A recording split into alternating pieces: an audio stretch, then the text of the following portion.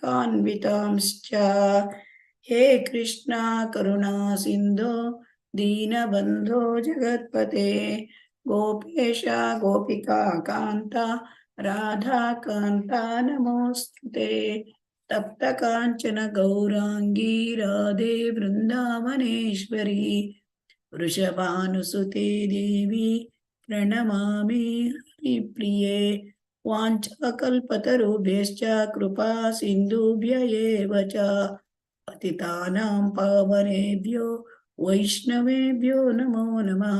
जय श्री कृष्ण चैतन्य प्रभु नित्यानंद श्री अद्वैत गदाधर श्रीवासादि गौर भक्तवृंद हरे कृष्ण कृष्ण कृष्ण हरे हरे हरे राम राम राम हरे हरे हरे कृष्ण कृष्ण कृष्ण हरे हरे हरे राम राम राम हरे हरे। श्री श्री राधा गोविंद की जय। श्री श्री गौरनिताय की जय। शील प्रभुपाद की जय। हरे कृष्ण। ಎಲ್ಲರಿಗೂ ಸ್ವಾಗತ ಸುಸ್ವಾಗತ। ದೀಕ್ಷಾ ತರಗತಿಗಳಿಗೆ ಸ್ವಾಗತ। ಹರೇ ಕೃಷ್ಣ। ಗೀತಾ ಮಾತಾಜಿ ವಿಡಿಯೋ ಆಫ್ ಮಾಡಿ। ಹರೇ ಕೃಷ್ಣ। ಎಲ್ಲ ಭಕ್ತಾದಿಗಳಿಗೂ ಒಂದು ವಿನಂತಿ, ನಿಮ್ಮ ವಿಡಿಯೋಗಳನ್ನ ಮತ್ತು ಆಫ್ ಮಾಡಿ ಮತ್ತು ಮ್ಯೂಟ್ ಮಾಡ್ಕೊಳ್ಳಿ, ಇಲ್ಲದಿದ್ರೆ ನಮಗೆ ಇಲ್ಲಿ ತೊಂದರೆ ಆಗುತ್ತೆ। ಹರೇ ಕೃಷ್ಣ। ಚೈತನ್ಯ ಶ್ರೀ ಚೈತನ್ಯ ಶಿಕ್ಷಾಮೃತ, ಇದನ್ನ ವೇದಾಂತ ದರ್ಶನ ಅಂತಲೂ ಕೂಡ ಕರೀತಾರೆ। ನಿನ್ನೆ ದಿವಸ ನಾವೇನ್ ನೋಡಿದ್ವಿ ಅಂದ್ರೆ ಈ ಚೈತನ್ಯ ಈ ಶಿಕ್ಷಾಮೃತದಲ್ಲಿ ಏನನ್ನ ನಾನು ನಿನ್ನೆ ಕಲಿತಿದ್ದೇವೆ, ಅದರಲ್ಲಿ ಚೈತನ್ಯರು ಹೇಳಿದ ಉಪದೇಶಗಳಿಗೂ ಭಗವಂತ ಶ್ರೀಕೃಷ್ಣ ಭಗವದ್ಗೀತೆಯಲ್ಲಿ ಹೇಳಿದ ಉಪದೇಶಕ್ಕೂ ಕೂಡ ಏನು ವ್ಯತ್ಯಾಸ ಇಲ್ಲ। ಅದೇ ತರಹ ಭಾಗವತದಲ್ಲಿ ಇಲ್ಲಿ ಕಪಿಲ ಮುನಿಗಳು ಹೇಳಿದ ಸಾಂಖ್ಯ ಯೋಗಕ್ಕೂ ಮತ್ತು ಕೃಷ್ಣ ಹೇಳಿದ ಭಗವದ್ಗೀತೆಗೂ ಚೈತನ್ಯ ಮಹಾಪ್ರಭುಗಳು ಹೇಳಿದ ಉಪದೇಶಕ್ಕೂ ಯಾವ ವ್ಯತ್ಯಾಸವೂ ಇಲ್ಲ। ಇಲ್ಲಿ ಶ್ರೀ ಚೈತನ್ಯರ ಉಪದೇಶ ಅಂದ್ರೆ ಇಲ್ಲಿ ಮುಖ್ಯವಾಗಿ ಅವರು ಶ್ರೀಕೃಷ್ಣ ಅವನನ್ನು ಪೂಜಿಸಲಿಕ್ಕೆ ಹೇಳ್ತಾರೆ। ಮತ್ತೆ ಎರಡನೇದು ಅಂತಂದ್ರೆ ಕೃಷ್ಣನನ್ನ ಪೂಜಿಸುವುದು ಯಾವ ರೀತಿ, ಯಾವುದು ಶ್ರೇಷ್ಠ ಅಂದ್ರೆ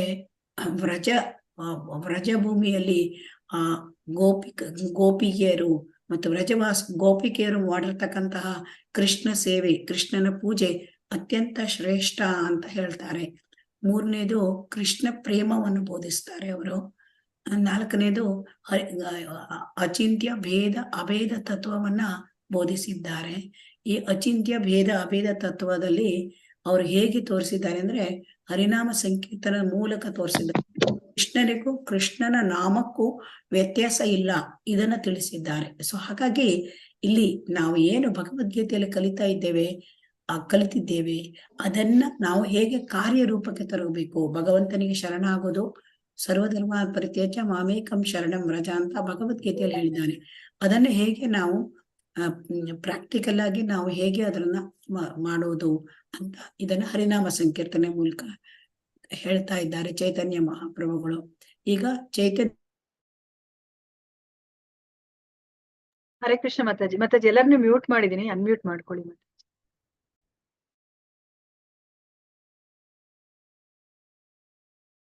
ಹರೇ ಕೃಷ್ಣ। ಇಲ್ಲಿ ಚೈತನ್ಯರ ಬಾಲ್ಯ ಲೀಲೆಗಳನ್ನು ನಾವು ನಿನ್ನೆ ತುಂಬಾ ಸಂಕ್ಷಿಪ್ತವಾಗಿ ನೋಡಿದ್ದೇವೆ।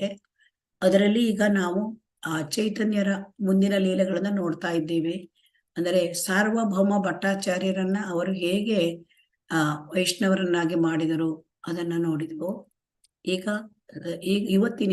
ಇವತ್ತು ಚೈತನ್ಯ ಮಹಾಪ್ರಭುಗಳ ದಕ್ಷಿಣ ಭಾರತದ ಒಂದು ಯಾತ್ರೆ, ಅದನ್ನ ನೋಡ್ತಾ ಇದ್ದೇವೆ ಇವತ್ತು।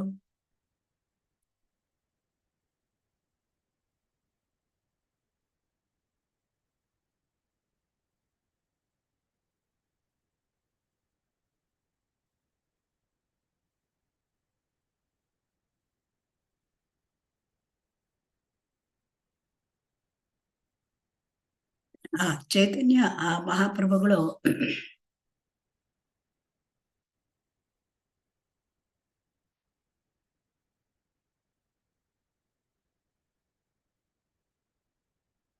ಹರೇ ಕೃಷ್ಣ. ಲಕ್ಷ್ಮೀ ಮಾತಾಜಿ, ಸೌಮ್ಯ ಮಾತಾಜಿ ಪ್ಲೀಸ್, ಲಲಿತಾ ಮಾತಾಜಿ ಎಲ್ಲರೂ ಕೂಡ ವಿಡಿಯೋ ಬಂದ್ ಮಾಡಿ. ಚೈತನ್ಯ ಮಹಾಪ್ರಭುಗಳ ದಕ್ಷಿಣ ಭಾರತದ ಯಾತ್ರೆ. ಅಲ್ಲಿ ಏನ್ ಹೇಳ್ತಾ ಇದ್ದಾರೆ ಅಂದ್ರೆ, ದಕ್ಷಿಣ ಭಾರತದ ಪರ್ಯಟನ. ಮೊದಲು ಅವರು ಕೂರ್ಮ ಕ್ಷೇತ್ರಕ್ಕೆ ಹೋಗ್ತಾರೆ. ಅಲ್ಲಿ ವಾಸುದೇವನೆಂಬ ಕುಷ್ಠರೋಗಿಯನ್ನು ಗುಣಪಡಿಸುತ್ತಾರೆ. ಸೊ ಅದು ಒಂದು ಪವಾಡ. ಆಮೇಲೆ ಅವರು ಗೋದಾವರಿ ತೀರದಲ್ಲಿ ರಾಮಾನಂದರಾಯರು ರಾಜ್ಯಪಾಲರಾಗಿದ್ರು. ಮತ್ತೆ ಅವರ ಜೊತೆ ಅಂದ್ರೆ ರಾಮಾನಂದರಾಯರು ತುಂಬಾ ಶ್ರೇಷ್ಠ ಭಕ್ತ. ಅವರ ಜೊತೆ ಅವರು ಪ್ರೇಮ ಮತ್ತು ಕೃಷ್ಣ ಪ್ರೇಮ ಮತ್ತು ಭಕ್ತಿ ಸೇವೆ ಇವುಗಳ ವಿಚಾರವಾಗಿ ಜಿಜ್ಞಾಸೆಯನ್ನು ಮಾಡಿದರು. ಆಮೇಲೆ ಅವರು ಮುಂದುವರೆದು ಶ್ರೀರಾಮಚಂದ್ರ ಎಲ್ಲಿ ತಾಳ ವೃಕ್ಷಗಳನ್ನ ಮೂಲಕ ವಾಲಿಯನ್ನ ಸಂಹಾರ ಮಾಡಿದ್ದಾರೋ ಅಲ್ಲಿ ಆ ವೃಕ್ಷಗಳನ್ನ ಕೇವಲ ಸ್ಪರ್ಶ ಮಾಡಿದ್ದು ಅದೃಶ್ಯವಾಗಂತೆ ಮಾಡಿದ್ರಂತೆ. ಸೊ ಅದು ಇನ್ನೊಂದು ಪವಾಡ. ಆಮೇಲೆ ಎಲ್ಲೆಲ್ಲಿ ಈ ಶ್ರೀ ಚೈತನ್ಯ ಮಹಾಪ್ರಭುಗಳು ಹೋಗ್ತಾ ಇದ್ರು ಅಲ್ಲಿ ಎಲ್ಲರ ಕಡೆಗೂ ಅವರು ವೈಷ್ಣವ ಧರ್ಮವನ್ನ ಅವರು ಬೋಧನೆ ಮಾಡ್ತಾ ಇದ್ರು, ಹರಿನಾಮ ಸಂಕೀರ್ತನೆಯನ್ನು ಬೋಧಿಸ್ತಾ ಇದ್ರು. ಆಮೇಲೆ ಶ್ರೀ ಚೈತನ್ಯರು ಶ್ರೀರಂಗ ಕ್ಷೇತ್ರಕ್ಕೆ ಬಂದ್ರು. ಶ್ರೀರಂಗ ಕ್ಷೇತ್ರಕ್ಕೆ ಬಂದಾಗ ಅಲ್ಲಿ ಮಳೆಗಾಲ ಪ್ರಾರಂಭ ಆಗಿತ್ತು. ಹಾಗಾಗಿ ಅಲ್ಲಿ ಅವರು ವೆಂಕಟಭಟ್ಟ ಎನ್ನುವರ ಮನೆಯಲ್ಲಿ 4 ತಿಂಗಳ ಕಾಲ ಅವರು ನಿಂತರು, ಚಾತುರ್ಮಾಸ್ಯಕ್ಕಾಗಿ ನಿಂತರು. ಆಮೇಲೆ ಆ ವೆಂಕಟಭಟ್ಟರ ಇಡೀ ಕುಟುಂಬ ಅದು ರಾಮಾನುಜ ಸ್ತ್ರೀ ಸಂಪ್ರದಾಯ ಅದನ್ನ ಆಚರಣೆಯಲ್ಲಿ ಇಟ್ಕೊಂಡಿದ್ರು, ವಿಷ್ಣು ಪಂಥದಲ್ಲಿ ಇದ್ದಿದ್ರು. ಸೊ ಅವರ ಇಡೀ ಕುಟುಂಬವನ್ನು ಶ್ರೀ ಚೈತನ್ಯ ಮಹಾಪ್ರಭುಗಳು ಅವರು ವೈಷ್ಣವ ಪಂಥ ಅಂದ್ರೆ ಕೃಷ್ಣ ಭಕ್ತಿಗೆ ಪರಿವರ್ತನೆ ಮಾಡಿದ್ರು. ಹೀಗಾಗಿ ಅವರ ಮಗ ಆ ವೆಂಕಟಭಟ್ಟರ ಮಗ ಗೋಪಾಲ ಅವನು ಕೂಡ ಅಲ್ಲಿ ಕೃಷ್ಣ ಭಕ್ತಿಗೆ ಬಂದ್ರು. ಸೊ ಅವನನ್ನ ಮಹಾಪ್ರಭುಗಳು ಚೈತನ್ಯ ಮಹಾಪ್ರಭುಗಳು ಅವರನ್ನ ಕರ್ಕೊಂಡು ವೃಂದಾವನಕ್ಕೆ ಹೋದ್ರು. ಸೊ ಚೈತನ್ಯ ಮಹಾಪ್ರಭುಗಳ ಜೊತೆಗೆ ಬಂದ ಈ ಗೋಪಾಲ ಭಟ್ಟ ಅವರು ಕೂಡ ಮುಂದೆ ಗೋಸ್ವಾಮಿ 6 ಗೋಸ್ವಾಮಿಗಳಲ್ಲಿ ಒಬ್ಬರಾದರು ಶ್ರೀ ಗೋಪಾಲ ಭಟ್ಟ. ಸೊ ಈ ವೆಂಕಟ ಭಟ್ಟರ ಮಗ. ಸೊ ಹಾಗಾಗಿ ಈ ಗೋಪಾಲ ಭಟ್ಟರು ಅವರ ಚಿಕ್ಕಪ್ಪ ಪ್ರಬೋಧಾನಂದ ಸರಸ್ವತಿ ಅವ್ರ ಜೊತೆ ಸಂಸ್ಕೃತ ಕಲಿತು ಸಂಸ್ಕೃತ ಪಂಡಿತರಾಗಿದ್ರು. ಹಾಗಾಗಿ ಅವರು ಮುಂದೆ ಅನೇಕ ವೈಷ್ಣವ ಗ್ರಂಥಗಳನ್ನ ಕೂಡ ರಚಿಸಿದ್ದಾರೆ. ಹಾಗಾಗಿ ಇವರು ಶ್ರೀ ಚೈತನ್ಯ ಮಹಾಪ್ರಭುಗಳು ದಕ್ಷಿಣ ಭಾರತವನ್ನ ತಿರುಗಾಡಿ ಆಮೇಲೆ ಕನ್ಯಾಕುಮಾರಿ ಹೋದ್ರು. ಕನ್ಯಾಕುಮಾರಿಯಿಂದ ಆಮೇಲೆ ಅವರು ಮತ್ತೆ ಮುಂದೆ ಮೇಲೆ ಪಂಢರಾಪುರಕ್ಕೆ ಬಂದ್ರು. ಪಂಢರಾಪುರದಲ್ಲಿ ಚೈತನ್ಯ ಮಹಾಪ್ರಭುಗಳು ಸಂತ ತುಕಾರಾಮರ ಹೆಸರನ್ನು ನಾವೆಲ್ಲ ಕೇಳಿದ್ದೇವೆ. ಸೊ ಈ ಸಂತ ತುಕಾರಾಮನಿಗೆ ಅಧ್ಯಾತ್ಮ ದೀಕ್ಷೆ ಕೊಟ್ರು. ಆಮೇಲೆ ಸಂತ ತುಕಾರಾಮ ಅಭಂಗಗಳನ್ನು ಹಾಡಿದ್ರು. ಹಾಗಾಗಿ ಇಲ್ಲಿ ಕೂಡ ಚೈತನ್ಯ ಮಹಾಪ್ರಭುಗಳು ಅಲ್ಲಿ ಎಲ್ಲೆಲ್ಲಿ ತಿರುಗಾಡಿದ್ದಾರೆ ಅಲ್ಲಿ ಎಲ್ಲ ವೈಷ್ಣವರಾದರು. ಭಕ್ತರು ಯಾರ್ಯಾರು ಅವರ ಸಂಪರ್ಕಕ್ಕೆ ಬಂದರು ಅವರೆಲ್ಲರೂ ಕೂಡ ಭಕ್ತರಾದರು ಮತ್ತು ವೈಷ್ಣವರಾದರು. ಇದು ಮುಖ್ಯವಾದದ್ದು.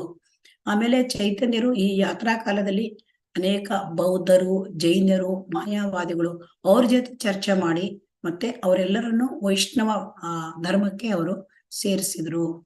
ಆಮೇಲೆ ತಿರುಗಿ ಚೈತನ್ಯ ಮಹಾಪ್ರಭುಗಳು ಪುರಿಗೆ ಬಂದ್ರು, ಜಗನ್ನಾಥಪುರಿಗೆ ಬಂದ್ರು. ಆ ಜಗನ್ನಾಥಪುರಿಯಲ್ಲಿ ಅವಾಗ ರಾಜ ಪ್ರತಾಪ್ ರುದ್ರ ಇದ್ದಿದ್ರು.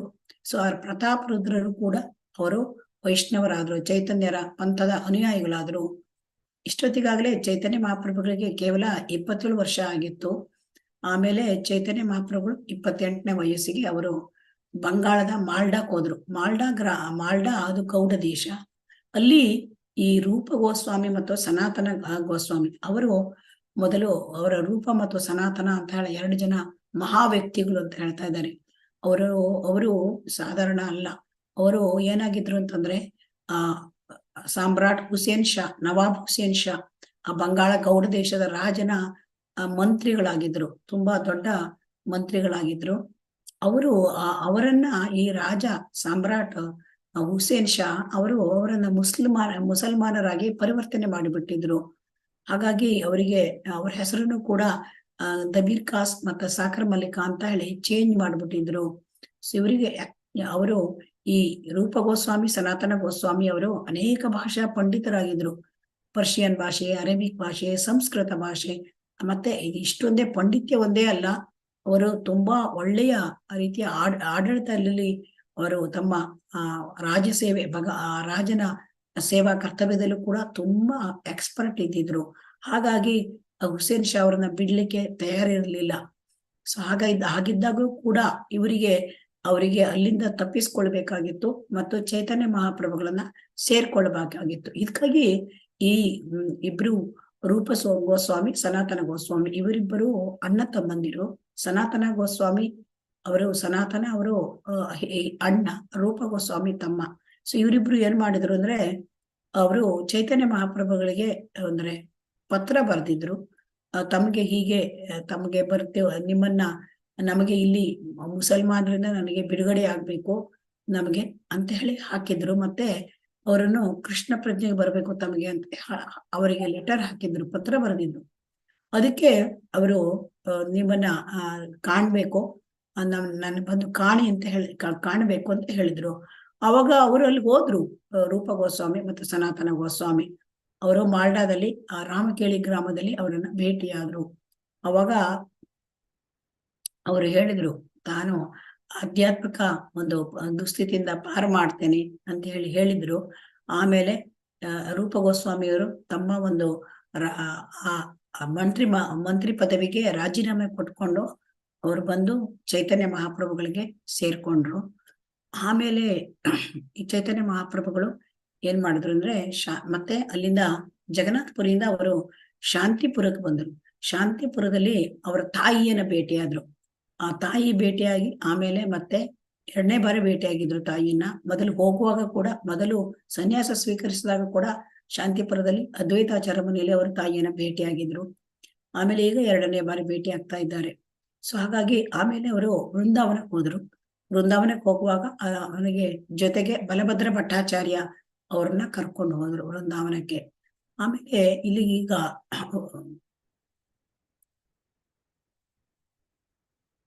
ವೃಂದಾವನದಿಂದ ಮತ್ತೆ ಅವರು ಅಲಹಾಬಾದಿಗೆ ಹೋದ್ರು, ಪ್ರಯಾಗ. ಸೊ ಈ ಪ್ರಯಾಗಕ್ಕೆ ಹೋದಾಗ ಅನೇಕ ಮುಸಲ್ಮಾನರನ್ನು ಕೂಡ ವೈಷ್ಣವರನ್ನಾಗಿ ಮಾಡಿದ್ರು. ಈ ರೀತಿ ಅವರ ಮುಸಲ್ಮಾನರನ್ನ ವೈಷ್ಣವ ಪಂಥಕ್ಕೆ ಸೇರಿಸ್ಬೇಕಾದ್ರೆ ಅವರು ಮುಸಲ್ಮಾನರ ಕುರಾನ್ ಗ್ರಂಥದಿಂದನೇ ಆಧಾರಿತ ಕೆಲವು ವಾಕ್ಯಗಳನ್ನ ಅವರು ಬಳಸಿದ್ರು. ಸೊ ಅದರಿಂದ ಅವರಿಗೆಲ್ಲ ಅರ್ಥ ಆಯ್ತು, ಆ ಮುಸಲ್ಮಾನರು ಕೂಡ. ಇವತ್ತಿಗೂ ಕೂಡ ಅವರಿಗೆ ಪಠಾಣ್ ವೈಷ್ಣವ ಅಂತ ಹೇಳ್ತಾರೆ.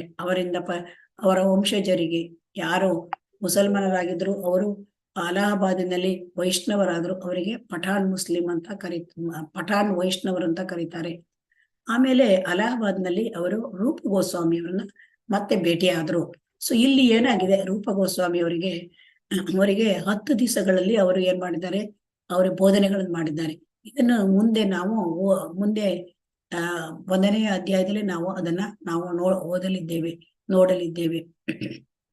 ಆಮೇಲೆ ರೂಪ ಗೋಸ್ವಾಮಿ ಅವರಿಗೆ ಅವರು ಬೋಧನೆ ಮಾಡಿದ ಮೇಲೆ ರೂಪ ಗೋಸ್ವಾಮಿ ಅವರಿಗೆ ಕೆಲಸಗಳನ್ನು ಕೊಟ್ರು. ಏನಂತಂದ್ರೆ, ಅವರಿಗೆ ವೃಂದಾವನಕ್ಕೆ ಹೋಗ್ಬೇಕು, ವೃಂದಾವನದಲ್ಲಿ ಅನೇಕ ಕೃಷ್ಣ ತತ್ವದ ಗ್ರಂಥಗಳನ್ನು ರಚಿಸಬೇಕು ಅಂತ ಹೇಳಿದ್ರು. ಮತ್ತೆ ಆ ವೃಂದಾವನದಲ್ಲಿ ಈಗ ಭಗವಾನ್ ಶ್ರೀಕೃಷ್ಣ ಲೀಲೆಗಳನ್ನ ಮಾಡಿದ್ದ ಸ್ಥಳಗಳನ್ನೆಲ್ಲ ಪುನರುಜ್ಜೀವನ ಮಾಡ್ಬೇಕು ನೀವು ಅಂತ ಹೇಳಿ ಅವರಿಗೆ ಹೇಳಿದ್ರು. ಆಮೇಲೆ ಚೈತನ್ಯ ಮಹಾಪ್ರಭುಗಳು ಅಲಹಾಬಾದ್ ಬಿಟ್ಟು ಅವರು ವಾರಣಾಸಿಗೆ ಬಂದ್ರು. ಆಮೇಲೆ ವಾರಣಾಸಿನಲ್ಲಿ ಏನ್ ಮಾಡಿದ್ರು, ಅವರು ಚಂದ್ರಶೇಖರ್ ಅವರ ಮನೆಯಲ್ಲಿ ಉಳ್ಕೊಂಡಿದ್ರು. ಮತ್ತೆ ಅವರು ತಪನ್ ಮಿಶ್ರಾ ಅವರ ಮನೆಯಿಂದ ನಿತ್ಯದ ಭಿಕ್ಷೆಯನ್ನ ಸ್ವೀಕಾರ ಮಾಡ್ತಾ ಇದ್ದಿದ್ರು. ಇಲ್ಲಿ ವಾರಣಾಸಿಯಲ್ಲಿ ಸನಾತನ ಗೋಸ್ವಾಮಿ ಅವರು ಬಂದು ಸೇರ್ಕೊಂಡ್ರು, ಅಂದ್ರೆ ರೂಪ ಗೋಸ್ವಾಮಿಯವರ ಅಣ್ಣ. ಸೊ ಈ ಸನಾತನ ಗೋಸ್ವಾಮಿಯವರಿಗೆ ಅವರಿಗೂ ಆಧ್ಯಾತ್ಮಿಕ ಉಪದೇಶಗಳನ್ನು 1 ತಿಂಗಳ ಕಾಲ ಕೊಟ್ರು. ಆಮೇಲೆ ಸನಾತನ ಗೋಸ್ವಾಮಿಗೂ ಕೂಡ ಅವರು ವೃಂದಾವನಕ್ಕೆ ಹೋಗ್ಲಿಕ್ಕೆ ಹೇಳಿದ್ರು. ಮತ್ತೆ ಅವರಿಗೆ ಕೂಡ ಅನೇಕ ಗ್ರಂಥಗಳನ್ನ ಕೃಷ್ಣ ತತ್ವದ ಗ್ರಂಥಗಳನ್ನ ಬರೀಲಿಕ್ಕೆ ಹೇಳಿದ್ರು. ಆಮೇಲೆ ಈಗ ಕೃಷ್ಣರಾಜ ಕವಿರಾಜ ಗೋಸ್ವಾಮಿ ಅಂದ್ರೆ ಯಾರು ನೋಡೋಣ. ಕೃಷ್ಣರಾಜ ಕವಿರಾಜ ಗೋಸ್ವಾಮಿ ಅವರು ಕೂಡ ಅವರು ಈ ಚೈತನ್ಯ ಚರಿತಾಮೃತವನ್ನ ಬರೆದಿದ್ದಾರೆ.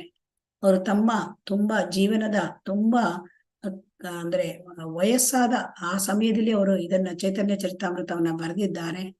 ಅವರು ಹಾಗೆ ಚೈತನ್ಯ ಚರಿತಾಮೃತ ಬರಿಬೇಕಾದ್ರೆ ಅವರ ವಿಷಯಗಳನ್ನೆಲ್ಲ ಅವರು ಈ ಗೋಸ್ವಾಮಿಗಳ ಹತ್ರ ಸಂಗ್ರಹ ಮಾಡಿದ್ರು, ಚೈತನ್ಯ ಚರಿತಾಮೃತಕ್ಕೆ ಬೇಕಾದ ಎಲ್ಲ ವಿಷಯಗಳನ್ನ.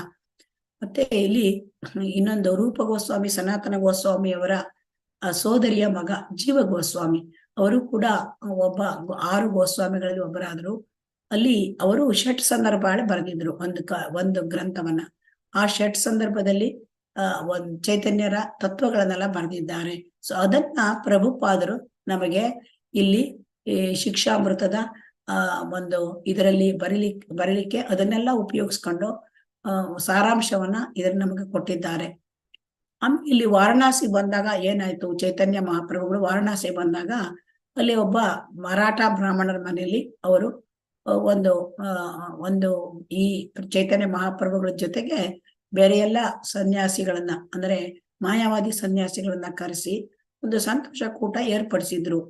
ಅವಾಗ ಅಲ್ಲಿ ಆ ಒಂದು ಕೂಟದಲ್ಲಿ ಏನಾಗಿತ್ತು ಅಂತಂದ್ರೆ ತುಂಬಾ ಜನ ಮಾಯಾವಾದಿ ಸನ್ಯಾಸಿಗಳಿದ್ರು. ಆ ಸನ್ಯಾಸಿಗಳಿಗೆ ಚೈತನ್ಯ ಮಹಾಪ್ರಭುಗಳು ಒಂದು ಪವಾಡ ಮಾಡಿ ತೋರಿಸಿದ್ರು. ಮತ್ತೆ ಆ ಸನ್ಯಾಸಿಗಳನ್ನೆಲ್ಲ ತಮ್ಮ ಕಡೆಗೆ ಆಕರ್ಷಣೆ ಮಾಡ್ಕೊಂಡ್ರು. ಅದರಲ್ಲಿ ಮುಖ್ಯವಾದವರು ಪ್ರಕಾಶಾನಂದ ಸರಸ್ವತಿ ಅವರು. ಸೊ ಈ ಎಲ್ಲ ಸನ್ಯಾಸಿಗಳ ನಾಯಕತ್ವ ಅವರದಾಗಿತ್ತು. ಸೊ ಸ್ವಲ್ಪ ಹೊತ್ತು ಎಲ್ಲ ವಾದ ಮಾಡಿದ್ರು, ಪ್ರತಿವಾದ ಮಾಡಿದ್ರು. ಆಮೇಲೆ ಈ ಎಲ್ಲ ಮಾಯಾವಾದಿ ಸನ್ಯಾಸಿಗಳು ಕೂಡ ಈ ಚೈತನ್ಯ ಮಹಾಪ್ರಭುಗಳಿಂದ ಅವರು ಅಟ್ರಾಕ್ಟ್ ಆಗಿ ಹೋದ್ರು. ಅಂದ್ರೆ ಚೈತನ್ಯ ಮಹಾಪ್ರಭುಗಳಲ್ಲಿ ಏನೋ ಒಂಥರ ಆಕರ್ಷಕ ಶಕ್ತಿ ಅವರಿಗೆ ಕಾಣ್ತು. ಸೊ ಅವರು ಈ ಚೈತನ್ಯ ಮಹಾಪ್ರಭುಗಳು ಹೇಳಿದ ವಿಷಯಗಳು ಈ ಮಾಯಾವಾದಿಗಳ ಹೃದಯವನ್ನೇ ಕಲಕಿ ಅವರನ್ನು ಪರಿವರ್ತನೆ ಮಾಡಿತು. ಸೊ ಹಾಗಾಗಿ ಅವರೆಲ್ಲರೂ ಕೂಡ ಚೈತನ್ಯ ಮಹಾಪ್ರಭುಗಳ ಶಿಷ್ಯರಾದ್ರು. ಅವರೆಲ್ಲ ವೈಷ್ಣವ ಧರ್ಮಕ್ಕೆ ಸೇರ್ಕೊಂಡ್ರು, ವೈಷ್ಣವ ಪಂಥಕ್ಕೆ ಸೇರ್ಕೊಂಡ್ರು. ಆಮೇಲೆ ಅವರಿಗೆ ಚೈತನ್ಯ ಮಹಾಪ್ರಭುಗಳು ಕೃಷ್ಣ ಪ್ರೇಮವನ್ನ ಕೊಟ್ರು. ಹಾಗಾಗಿ ವಾರಣಾಸಿ ಜನ ಈಗ ಮಾಯಾವಾದಿ ಸನ್ಯಾಸಿಗಳು ಅನೇಕ ಜನ, ಸಾವಿರಾರು ಜನ ಅವರಿಗೆ ಇದಾದ್ರು, ಅಂದ್ರೆ ವೈಷ್ಣವರಾದ್ರು. ಅವರೆಲ್ಲ ಆದ್ಮೇಲೆ ವಾರಣಾಸಿಯ ಜನಸ್ತೋಮ ಅವರೆಲ್ಲರೂ ವೈಷ್ಣವರಾಗಿ ಮಾರ್ಪಟ್ರು. ಸೊ ಹಾಗಾಗಿ ಅವರೆಲ್ಲ ಮಾರ್ಪಾಡಾದ್ಮೇಲೆ ವೈಷ್ಣವರಾಗಿ ಮಾರ್ಪಾಡಾದ್ಮೇಲೆ ವಾರಣಾಸಿನಲ್ಲಿ ದೊಡ್ಡ ಸಂಕೀರ್ತನ ಉತ್ಸವವನ್ನ ನೆರವೇರಿಸಿದ್ರು. ಆಮೇಲೆ ಚೈತನ್ಯ ಮಹಾಪ್ರಭುಗಳು ಬಲಭದ್ರ ಅವರ ಜೊತೆಗೆ ಅರಣ್ಯ ಮಾರ್ಗದಲ್ಲಿ ಅವರು ಪುರಿಗೆ ಹೋದ್ರು, ಜಗನ್ನಾಥ್ ಪುರಿಗೆ. ಅರಣ್ಯ ಮಾರ್ಗದಲ್ಲಿ ಅವರು ಜಾರ್ಖಂಡವನ್ನ ಹಾದು ಹೋಗ್ಬೇಕಾಗಿತ್ತು. ಅಲ್ಲಿ ತುಂಬಾ ದೊಡ್ಡ ಕಾಡು. ಸೊ ಆ ಕಾಡಿನಲ್ಲಿ ಅವರು ಎಷ್ಟೋ ಪವಾಡಗಳನ್ನ ಮಾಡಿ ತೋರಿಸಿದ್ರು.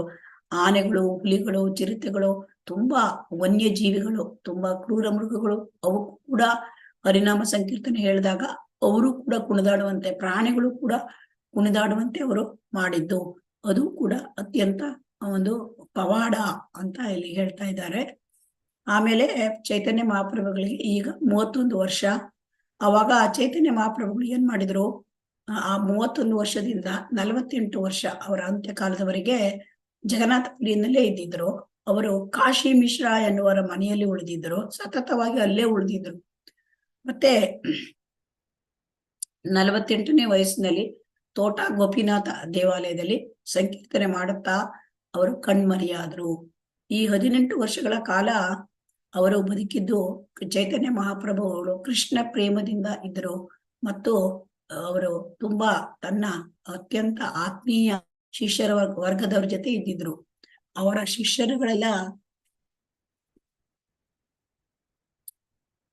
ಶಿಷ್ಯರುಗಳೆಲ್ಲ ತುಂಬಾ ಉನ್ನತ ವೈಷ್ಣವರಾಗಿದ್ರು.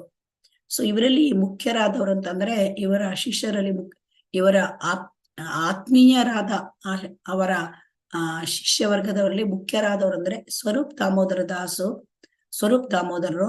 ಅವರು ಚೈತನ್ಯ ಮಹಾಪ್ರಭುಗಳ ಕಾರ್ಯದರ್ಶಿಯಾಗಿ ಸೇವೆಗೆ ನಿಂತಿದ್ರು. ಆಮೇಲೆ ಅವರು ಏನು ಯಾರೇ ಆಗ್ಲಿ, ಯಾರಾದ್ರೂ ಒಂದು ಕವಿ ಅಥವಾ ದಾರ್ಶನಿಕ ರಚನೆ ಮಾಡ್ಲಿ, ಅದನ್ನ ಮೊದಲು ಅದನ್ನ ಸ್ವರೂಪ್ ದಾಮೋದರರು ಅದನ್ನು ಓದಿ ಅದು ಶುದ್ಧ ಇದೆ ಅಂತ ಅಂದ ಮೇಲೆ ಮಾತ್ರ ಅವರು ಅದನ್ನ ಆ ಬರಹವನ್ನ ಚೈತನ್ಯ ಮಹಾಪ್ರಭುಗಳಿಗೆ ತಲುಪಿಸ್ತಿದ್ರು. ಆಮೇಲೆ ರಾಮಾನಂದರಾಯರು ಕೂಡ ತುಂಬಾ 2ನೇ ಸಹವರ್ತಿಯಾಗಿದ್ರು. ಅವರು ಯಾವಾಗ್ಲೂ ತುಂಬಾ ಕ್ಲೋಸ್ ರಾಮಾನಂದರಾಯರು. ಆಮೇಲೆ ಪರಮಾನಂದಪುರಿ ಕೂಡ ಚೈತನ್ಯ ಮಹಾಪ್ರಭುಗಳಿಗೆ ಆಪ್ತರಾಗಿದ್ರು. ಸೊ ಹಾಗಾಗಿ ಇಲ್ಲಿ ಸ್ವರೂಪ್ ದಾಮೋದರು, ರಾಮಾನಂದರಾಯರು, ಆಮೇಲೆ ಪರಮಾನಂದಪುರಿ ಇವ್ರ ಜೊತೆ ಮತ್ತೆ ಗದಾಧರ ಪಂಡಿತ ಹೆಚ್ಚಾಗಿ ಇವರು ಚೈತನ್ಯ ಮಹಾಪ್ರಭುಗಳು ಕೊನೆಯ 18 ವರ್ಷಗಳನ್ನ ಇವರ ಜೊತೆಗೆ ಕಾಲ ಕಳೆದ್ರು. ಅವರು ತುಂಬಾ ಅವರು ಅಂದ್ರೆ ಬೆಳಿಗ್ಗೆ ಎಲ್ಲ ಅವರು ಹರಿನಾಮ ಸಂಕೀರ್ತನೆ ಮಾಡುವುದು, ಆಮೇಲೆ ಸಂಜೆ ಅಲ್ಲಿ ತೋಟ ಗೋಪಿನಾಥದಲ್ಲಿ ಒಂದು ಆಧ್ಯಾತ್ಮ ವಿಚಾರವಾಗಿ ಭಾಗವತವನ್ನು ಓದುವುದು, ಇದನ್ನೆಲ್ಲ ಮಾಡ್ತಾ ಇದ್ರು, ಕೇಳಿಸ್ಕೊಳ್ತಾ ಇದ್ರು. ಆಮೇಲೆ ಅವರು ಮಹಾಭಾವದಲ್ಲಿದ್ದರು ಚೈತನ್ಯ ಮಹಾಪ್ರಭುಗಳು. ಯಾಕೆಂದ್ರೆ ಅವರ ಭಾವನಾ ತರಂಗಗಳು ಹಗಲಿರುಳಿಲ್ಲದೆ ತುಂಬಾ ತುಂಬಾ ಮಹಾಭಾವದಲ್ಲಿ ಇರ್ತಿದ್ರು. ಸೊ ಹಾಗಾಗಿ ಇದು ಎಲ್ಲ ಅವರ ಆ ಸಹವರ್ತಿಗಳು, ಕ್ಲೋಸ್ ಇದ್ದವ್ರ ಜೊತೆ ಎಲ್ಲದನ್ನ ಅವರು ಸಂಭಾಷಣೆ ಮಾಡ್ತಾ ಇದ್ದಿದ್ರು. ಚೈತನ್ಯ ಮಹಾಪ್ರಭುಗಳು ಈ ಮಾನವ ಕುಲದ ಉದ್ಧಾರಕ್ಕೆ ಅವತರಿಸಿದ ಸರ್ವಾಂಗ ಸುಂದರ ದೈವ ಎಂದು ಅವರನ್ನ ಯಾರ್ಯಾರು ನೋಡ್ಲಿಕ್ಕೆ ಬರ್ತಿದ್ರು ಅವರೆಲ್ಲರೂ ನಂಬಿದ್ರು. ಸೊ ಹಾಗಾಗಿ ಇವರು ಇಷ್ಟು ಸಾಧನೆಗಳನ್ನ ಮಾಡ್ತಾ ಇದ್ರು ಚೈತನ್ಯ ಮಹಾಪ್ರಭುಗಳು. ಅವರಿಗೆ ತಾಯಿಯ ಮೇಲೆ ತುಂಬಾ ಪ್ರೇಮ ಇತ್ತು. ಯಾವಾಗಲೂ ನದಿಯ ಕಡೆ ಜನ, ತಾಯಿ ನದಿಯಾದಲ್ಲಿ ಇದ್ದಿದ್ರು. ಆ ನದಿಯ ಗ್ರಾಮಕ್ಕೂ ಯಾರು ಹೋಗ್ತಾ ಇದ್ದಾರೆ ಅವ್ರ ಮೂಲಕ ತಾಯಿಗೆ ಮಹಾಪ್ರಸಾದವನ್ನು ಕೂಡ ಅವರು ಕಳಿಸ್ತಾ ಇದ್ದಿದ್ರು. ಆ ಸ್ವಭಾವದಲ್ಲಿ ಅವರು ತುಂಬಾ ಮಧುರವಾದ ವ್ಯಕ್ತಿತ್ವ, ಆಮೇಲೆ ತುಂಬಾ ನಮ್ರತೆ, ಮುಖದಲ್ಲಿ ಪ್ರಸನ್ನ ಭಾವ. ಸೊ ಹಾಗಾಗಿ ಇವರು ಅತ್ಯಂತ ಯಾರು ಸಂದರ್ಶನಕ್ಕೆ ಬರ್ತಾ ಇದ್ರು ಚೈತನ್ಯ ಮಹಾಪ್ರಭುಗಳಿಗೆ ಅವ್ರು ನೋಡಿದ್ರೆ ತುಂಬಾ ಖುಷಿ ಆಗ್ತಾ ಇದ್ದಿತ್ತು.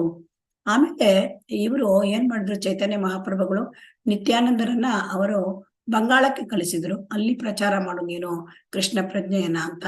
ಆಮೇಲೆ ವೃಂದಾವನಕ್ಕೆ 6 ಗೋಸ್ವಾಮಿಗಳನ್ನ ವೃಂದಾವನಕ್ಕೆ ಕಳಿಸಿದರು. ಹಾಗಾಗಿ ಈ ಪರಿಶುದ್ಧ ಜೀವನ ಮಾರ್ಗದಿಂದ ಅವ್ರಿಗೆ ಯಾರ್ಯಾರು ಬೇರೆ ಸರಿತಾರೆ, ಸರಿಯಾದ ಮಾರ್ಗದಲ್ಲಿ ಇಲ್ಲ ಅಂತ ಶಿಷ್ಯರಿಗೆ ದಂಡನೆ ಕೊಡ್ತಾ ಇದ್ರು. ಆದ್ರೆ ಛೋಟಾ ಹರಿದಾಸರಲ್ಲೂ ಕೂಡ ಬಗ್ಗೆ ಅವರು ಶಿಕ್ಷೆಯನ್ನು ಮಾಡಿದ್ರು. ಇದು ತುಂಬಾ ಮುಖ್ಯವಾದದ್ದು. ಛೋಟಾ ಹರಿದಾಸರು ದೊಡ್ಡ ಏನು ತಪ್ಪು ಮಾಡಿರಲಿಲ್ಲ. ಅವರು ಸ್ವಲ್ಪ ಮನಸ್ಸಿನಲ್ಲಿ ಒಂದು ರೀತಿಯ ಸಣ್ಣ ತಪ್ಪನ್ನ ಮಾಡಿದ್ರು, ಆದ್ರೂ ಕೂಡ ಅವರಿಗೆ ದೊಡ್ಡ ಶಿಕ್ಷೆಯನ್ನ ಮಾಡಿದ್ರು. ಆಮೇಲೆ ಯಾರು ಒಳ್ಳೆಯದಾಗಿ ಉಪದೇಶಗಳನ್ನ ಬಯಸ್ತಾರೆ ಅವರಿಗೆ ತುಂಬಾ ಉಪದೇಶ ಕೊಡ್ತಾ ಇದ್ದಿದ್ರು. ರಘುನಾಥ ದಾಸ ಗೋಸ್ವಾಮಿ ಅವರಿಗೆ ತುಂಬಾ ಉಪದೇಶ ಕೊಟ್ಟಿದ್ದಾರೆ. ಸೊ ಹಾಗಾಗಿ ಅವರು ಆಧ್ಯಾತ್ಮದಲ್ಲಿ ತುಂಬಾ ಪ್ರೇಮ ಇತ್ತು. ಮತ್ತೆ ಇದನ್ನ ಅವರಿಗೆ ಜಾತಿ ತಾರತಮ್ಯ ಇರಲಿಲ್ಲ. ಮತ್ತೆ ಹೇಗಿತ್ತಂದ್ರೆ ಹರಿದಾಸ್ ಠಾಕೂರರ ಅವರು ಮುಸಲ್ಮಾನರಾಗಿದ್ರು ಕೂಡ ಅವರು ನಾಮಾಚಾರ್ಯರನ್ನಾಗಿ ಮಾಡಿದರು. ಸೊ ಹೇಗೆ ಅವರಿಗೆ ಅವರ ಶಿಷ್ಯರನ್ನಾಗಿ ಮಾಡಿ ಅವರು ತುಂಬಾ ಇದರಿಂದ ನಡೆಸ್ಕೊಂಡಿದ್ದಾರೆ. ಇದನ್ನ ನಾವು ಮುಂದೆ ಕೇಳ್ತಾ ಇದ್ದೇವೆ, ಅದರ ಮುಂದೆ ನೋಡಲಿದ್ದೇವೆ ಇದನ್ನೆಲ್ಲ. ಆಮೇಲೆ ಚೈತನ್ಯರ ಬದುಕಿನ ಧ್ಯೇಯ ಅಂತ,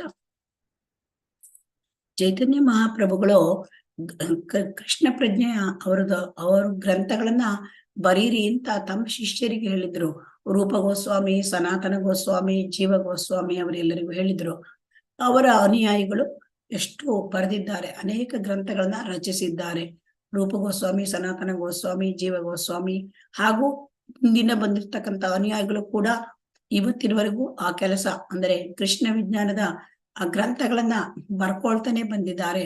ಸೊ ಆದ್ರೆ ಚೈತನ್ಯರ ಉಪದೇಶಗಳು ಇವಾಗ ನಾವು ಕಾನ್ಸಂಟ್ರೇಟ್ ಮಾಡ್ತಾ ಇದ್ದೇವಲ್ವಾ, ಚೈತನ್ಯ ಮಹಾಪ್ರಭುಗಳ ಉಪದೇಶಗಳು, ಅದರ ಬಗ್ಗೆ ಅನೇಕ ವಿಮರ್ಶೆಗಳು, ವ್ಯಾಖ್ಯಾನಗಳನ್ನು ಕೂಡ ವೈಷ್ಣವರು ಬರೆದಿದ್ದಾರೆ. ಸೊ ಇಲ್ಲಿ ಇಷ್ಟೆಲ್ಲ ಬರೀಲಿಕ್ಕೆ ಕಾರಣ, ಇಷ್ಟೆಲ್ಲ ವೈಷ್ಣವರ ಒಂದು ಗ್ರಂಥಗಳಿಗೆ ಕಾರಣ ಗುರು ಶಿಷ್ಯ ಪರಂಪರೆ. ಹಾಗಾಗಿ ಅವರು ಚೈತನ್ಯ ಮಹಾಪ್ರಭುಗಳು ತುಂಬಾ ದೊಡ್ಡ ವಿದ್ವಾಂಸರಾಗಿದ್ರು. ಆದ್ರೂ ಕೂಡ ಇವರು ಮನುಕುಲಕ್ಕೆ ಬಿಟ್ಟು ಹೋಗಿರೋದು ಶಿಕ್ಷಾಷ್ಟಕ ಎಂಬ ಹೆಸರಿನ 8 ಶ್ಲೋಕಗಳನ್ನು ಮಾತ್ರ. ಅವರು ಚೈತನ್ಯ ಮಹಾಪ್ರಭುಗಳು ಏನ್ ಹೇಳಿದ್ರು, ನೀವು ಎಲ್ಲರೂ ಇದನ್ನ ಭಾಗವತವನ್ನ ಓದಿ ಅಂತ ಹೇಳಿದ್ರು. ಸೊ ಭಾಗವತವನ್ನ ಓದಿ ಅಂತ ಹೇಳಿದ್ರು. ಆದರೆ ನಮಗೆ ಜನರಿಗೆ ಶಿಷ್ಯಾಷ್ಟಕವನ್ನು ಕೂಡ ಅವರು ಕೊಟ್ಟಿದ್ದಾರೆ. ಇಷ್ಟೇ 8 ಶ್ಲೋಕಗಳ ಆ ಚೈತನ್ಯ ಮಹಾಪ್ರಭುಗಳು ಈ 8 ಶ್ಲೋಕಗಳು ದೈವಿಕ ಧರ್ಮ, ಮನೋಧರ್ಮವನ್ನು ಮತ್ತು ಬದುಕಿನ ಧ್ಯೇಯ, ಚೈತನ್ಯ ಮಹಾಪ್ರಭುಗಳ ಬದುಕಿನ ಧ್ಯೇಯ ಅದನ್ನ ನಮಗೆ ತಿಳಿಸುತ್ತವೆ. ಆ 8 ಶ್ಲೋಕಗಳನ್ನ ನಾವೀಗ ನೋಡೋಣ. ಈ ಶಿಕ್ಷಾಷ್ಟಕದ ಶ್ಲೋಕಗಳನ್ನ ಇದನ್ನೀಗ ಇವತ್ತು ನಾವು ನೋಡಲಿದ್ದೇವೆ. ಈಗ ಶ್ಲೋಕ 1, ಚೇತೋದರ್ಪಣಮಾರ್ಜನಂ ಭವಮಹಾದಾವಾಗ್ನಿ ನಿರ್ವಾಪಣಂ ಶ್ರೇಯಃ ಕೈರವ ಚಂದ್ರಿಕಾ ವಿತರಣಂ ವಿದ್ಯಾವಧೂ ಜೀವನಂ. ಆನಂದಾಂಬುಧಿವರ್ಧನಂ ಪ್ರತಿಪದಂ ಪೂರ್ಣಾಮೃತ ಸ್ವಾದನಂ ಸರ್ವಾತ್ಮ ಸ್ನಪನಂ ಪರಂ ವಿಜಯತೆ ಶ್ರೀಕೃಷ್ಣ ಸಂಕೀರ್ತನಂ. ಅಂದ್ರೆ ಸಹಸ್ರಾರು ವರ್ಷದಿಂದ ಹೃದಯದಲ್ಲಿ ಅಜ್ಞಾನದ ಧೂಳಿದೆ. ಸಹಸ್ರಾರು ಕೋಟ್ಯಾಂತರ ವರ್ಷದಿಂದ ಇದೆ ಧೂಳು ನಮ್ಮ ಹೃದಯದಲ್ಲಿ. ಅನೇಕ ಜನ್ಮಗಳ ಕೊಳಕು ಇದೆ. ಅದನ್ನ ಕೊಡಗಬೇಕು. ಆ ಧೂಳನ್ನ ಕೊಡಗುವುದು ಹೇಗೆ? ಈ ಹರಿನಾಮ ಸಂಕೀರ್ತನೆ. ಮತ್ತೆ ಮತ್ತೆ ಮತ್ತೆ ನಮಗೆ ಈ ಬದ್ಧಾತ್ಮರಾದವರಿಗೆ ಜನ್ಮ ಮರಣ ಬರ್ತಾ ಇರತ್ತೆ. ಮತ್ತೆ ನಮ್ಮ ಜೀವನದಲ್ಲಿ ಒಂದು ದಾವಾಗ್ನಿ, ಸಂಸಾರ ದಾವಾನಲ ಅಂದ್ರೆ ಕಿಚ್ಚು, ಅಂದ್ರೆ ಬೆಂಕಿ ಬರ್ತದೆ. ತುಂಬಾ ತೊಂದರೆಗಳು ಬರ್ತದೆ ಜೀವನದಲ್ಲಿ. ಸೊ ಇದನ್ನ ಕಡಿಮೆ ಮಾಡ್ಕೊಳ್ಳೋದು ಹೇಗೆ ಸಾಧ್ಯ ಅಂದ್ರೆ ಶ್ರೀಕೃಷ್ಣ ನಾಮ ಸಂಕೀರ್ತನೆಯಿಂದ. ಸೊ ಹಾಗಾಗಿ ಈ ನಾಮ ಸಂಕೀರ್ತನೆ ಹೇಳೋದು ನಮ್ಮ ಈ ಅನೇಕ ಜನ್ಮಗಳಿಂದ ಬಂದಿರತಕ್ಕಂತಹ ಹೃದಯದಲ್ಲಿರ್ತಕ್ಕಂತಹ ಅಜ್ಞಾನವೆಂಬ ಕೊಳಕನ್ನ, ಧೂಳನ್ನು ಕೆಡವಬೇಕು. ಕೆಡವಲಿಕ್ಕೆ ಮತ್ತೆ ಈ ಸಂಸಾರ ದಾವಾನಲ ನಮ್ಮ ಜನನ ಮರಣಗಳು ತುಂಬಿರ್ತಕ್ಕಂತಹ ಈ ಬದ್ಧ ಜೀವನದ ಕಿಚ್ಚನ್ನು ನಂದಿಸುವುದು ಈ ಹರಿನಾಮ ಸಂಕೀರ್ತನೆ. ಮತ್ತೆ ಇದನ್ನ ಅನುಕೂಲಕ್ಕೆ ಹರಿನಾಮ ಸಂಕೀರ್ತನೆಯನ್ನ ಚೈತನ್ಯ ಮಹಾಪ್ರಭುಗಳು ಕೊಟ್ಟಿದ್ದಾರೆ. ಅದು ದೊಡ್ಡ ವರ ನಮಗೆ. ಏಕೆಂತಂದ್ರೆ ಇದು ನಮ್ಮ ಈ ಒಂದು ಐಹಿಕ ಜೀವನ, ಒಂದು ರೀತಿಯ ತುಂಬಾ ದುಃಖಗಳಿಂದ ತುಂಬಿದ ಈ ಜೀವನಕ್ಕೆ ಅಲ್ಲಿ ಚಂದ್ರ ಕಿರಣಗಳನ್ನು ಪ್ರಸಾರ ಮಾಡುತ್ತೆ. ಚಂದ್ರ ಕಿರಣ ತುಂಬಾ ತಂಪು. ಸೊ ಹಾಗಾಗಿ ಈ ಹರಿನಾಮ ಸಂಕೀರ್ತನೆ ಚಂದ್ರ ಕಿರಣಗಳ ಹಾಗೆ ನಮಗೆ ತಂಪನ್ನು ಕೊಡುತ್ತೆ ನಮ್ಮ ಜೀವನದಲ್ಲಿ ಕಷ್ಟಗಳ ಮಧ್ಯೆ. ಸೊ ಹಾಗಾಗಿ ಇದು ದಿವ್ಯಾನಂದವೆಂಬ ಕಡಲಿನ ಆಳವನ್ನು ವರ್ಧಿಸುತ್ತದೆ. ಅಂದ್ರೆ ಕೃಷ್ಣ ಪ್ರೇಮ ಉಂಟಾದಾಗ ಆನಂದ. ಸೊ ಆನಂದ ಉಂಟಾಗತ್ತೆ. ಸೊ ಆನಂದದ ಕಡಲು ಅಂದ್ರೆ ಅದು ಆನಂದ, ಕೃಷ್ಣಾನಂದ, ಪರಮಾನಂದ ಹೇಳಿದ್ರೆ ಅದು ಸಮುದ್ರದ ಹಾಗೆ. ಅದಕ್ಕೆ ಏನು ಅಳತೆಗಳು ಇರುವುದಿಲ್ಲ. ಆ ಉದ್ದ, ಆ ಆಳ, ಎತ್ತರ ಯಾವುದು ಅದನ್ನ ಅಳಲಿಕ್ಕಾಗೋದಿಲ್ಲ. ಈ ಹರಿನಾಮ ಸಂಕೀರ್ತನೆ ಹೇಳೋದು ಅದನ್ನ ಇನ್ನೂ ಹೆಚ್ಚಿಸುತ್ತದೆ. ಸೊ ಹಾಗಾಗಿ ಇದು ನಮ್ಮ ಮೊದಲನೇ ಶ್ಲೋಕ. ಮತ್ತು ಆ ಒಂದು ಪ್ರೇಮದ ಕಡಲಿನಲ್ಲಿ, ಕೃಷ್ಣ ಪ್ರೇಮದ ಆನಂದದ ಕಡಲಿನಲ್ಲಿ ನಾವು ಏನು ಸವಿಬೇಕು ಅಂತ ಮಾಡಿದ್ದೇವೆ, ಆ ಒಂದು ಮಧು, ಆ ಒಂದು ರಸವನ್ನ, ಅದು ನಮಗೆ ಹರಿನಾಮ ಸಂಕೀರ್ತನೆ ಅದು ನಮಗೆ ಸುಲಭವಾಗಿ ಕೊಡುತ್ತದೆ ಅಂತ. ಇದನ್ನ ಸಂಕ್ಷಿಪ್ತ ವಿವರಣೆ.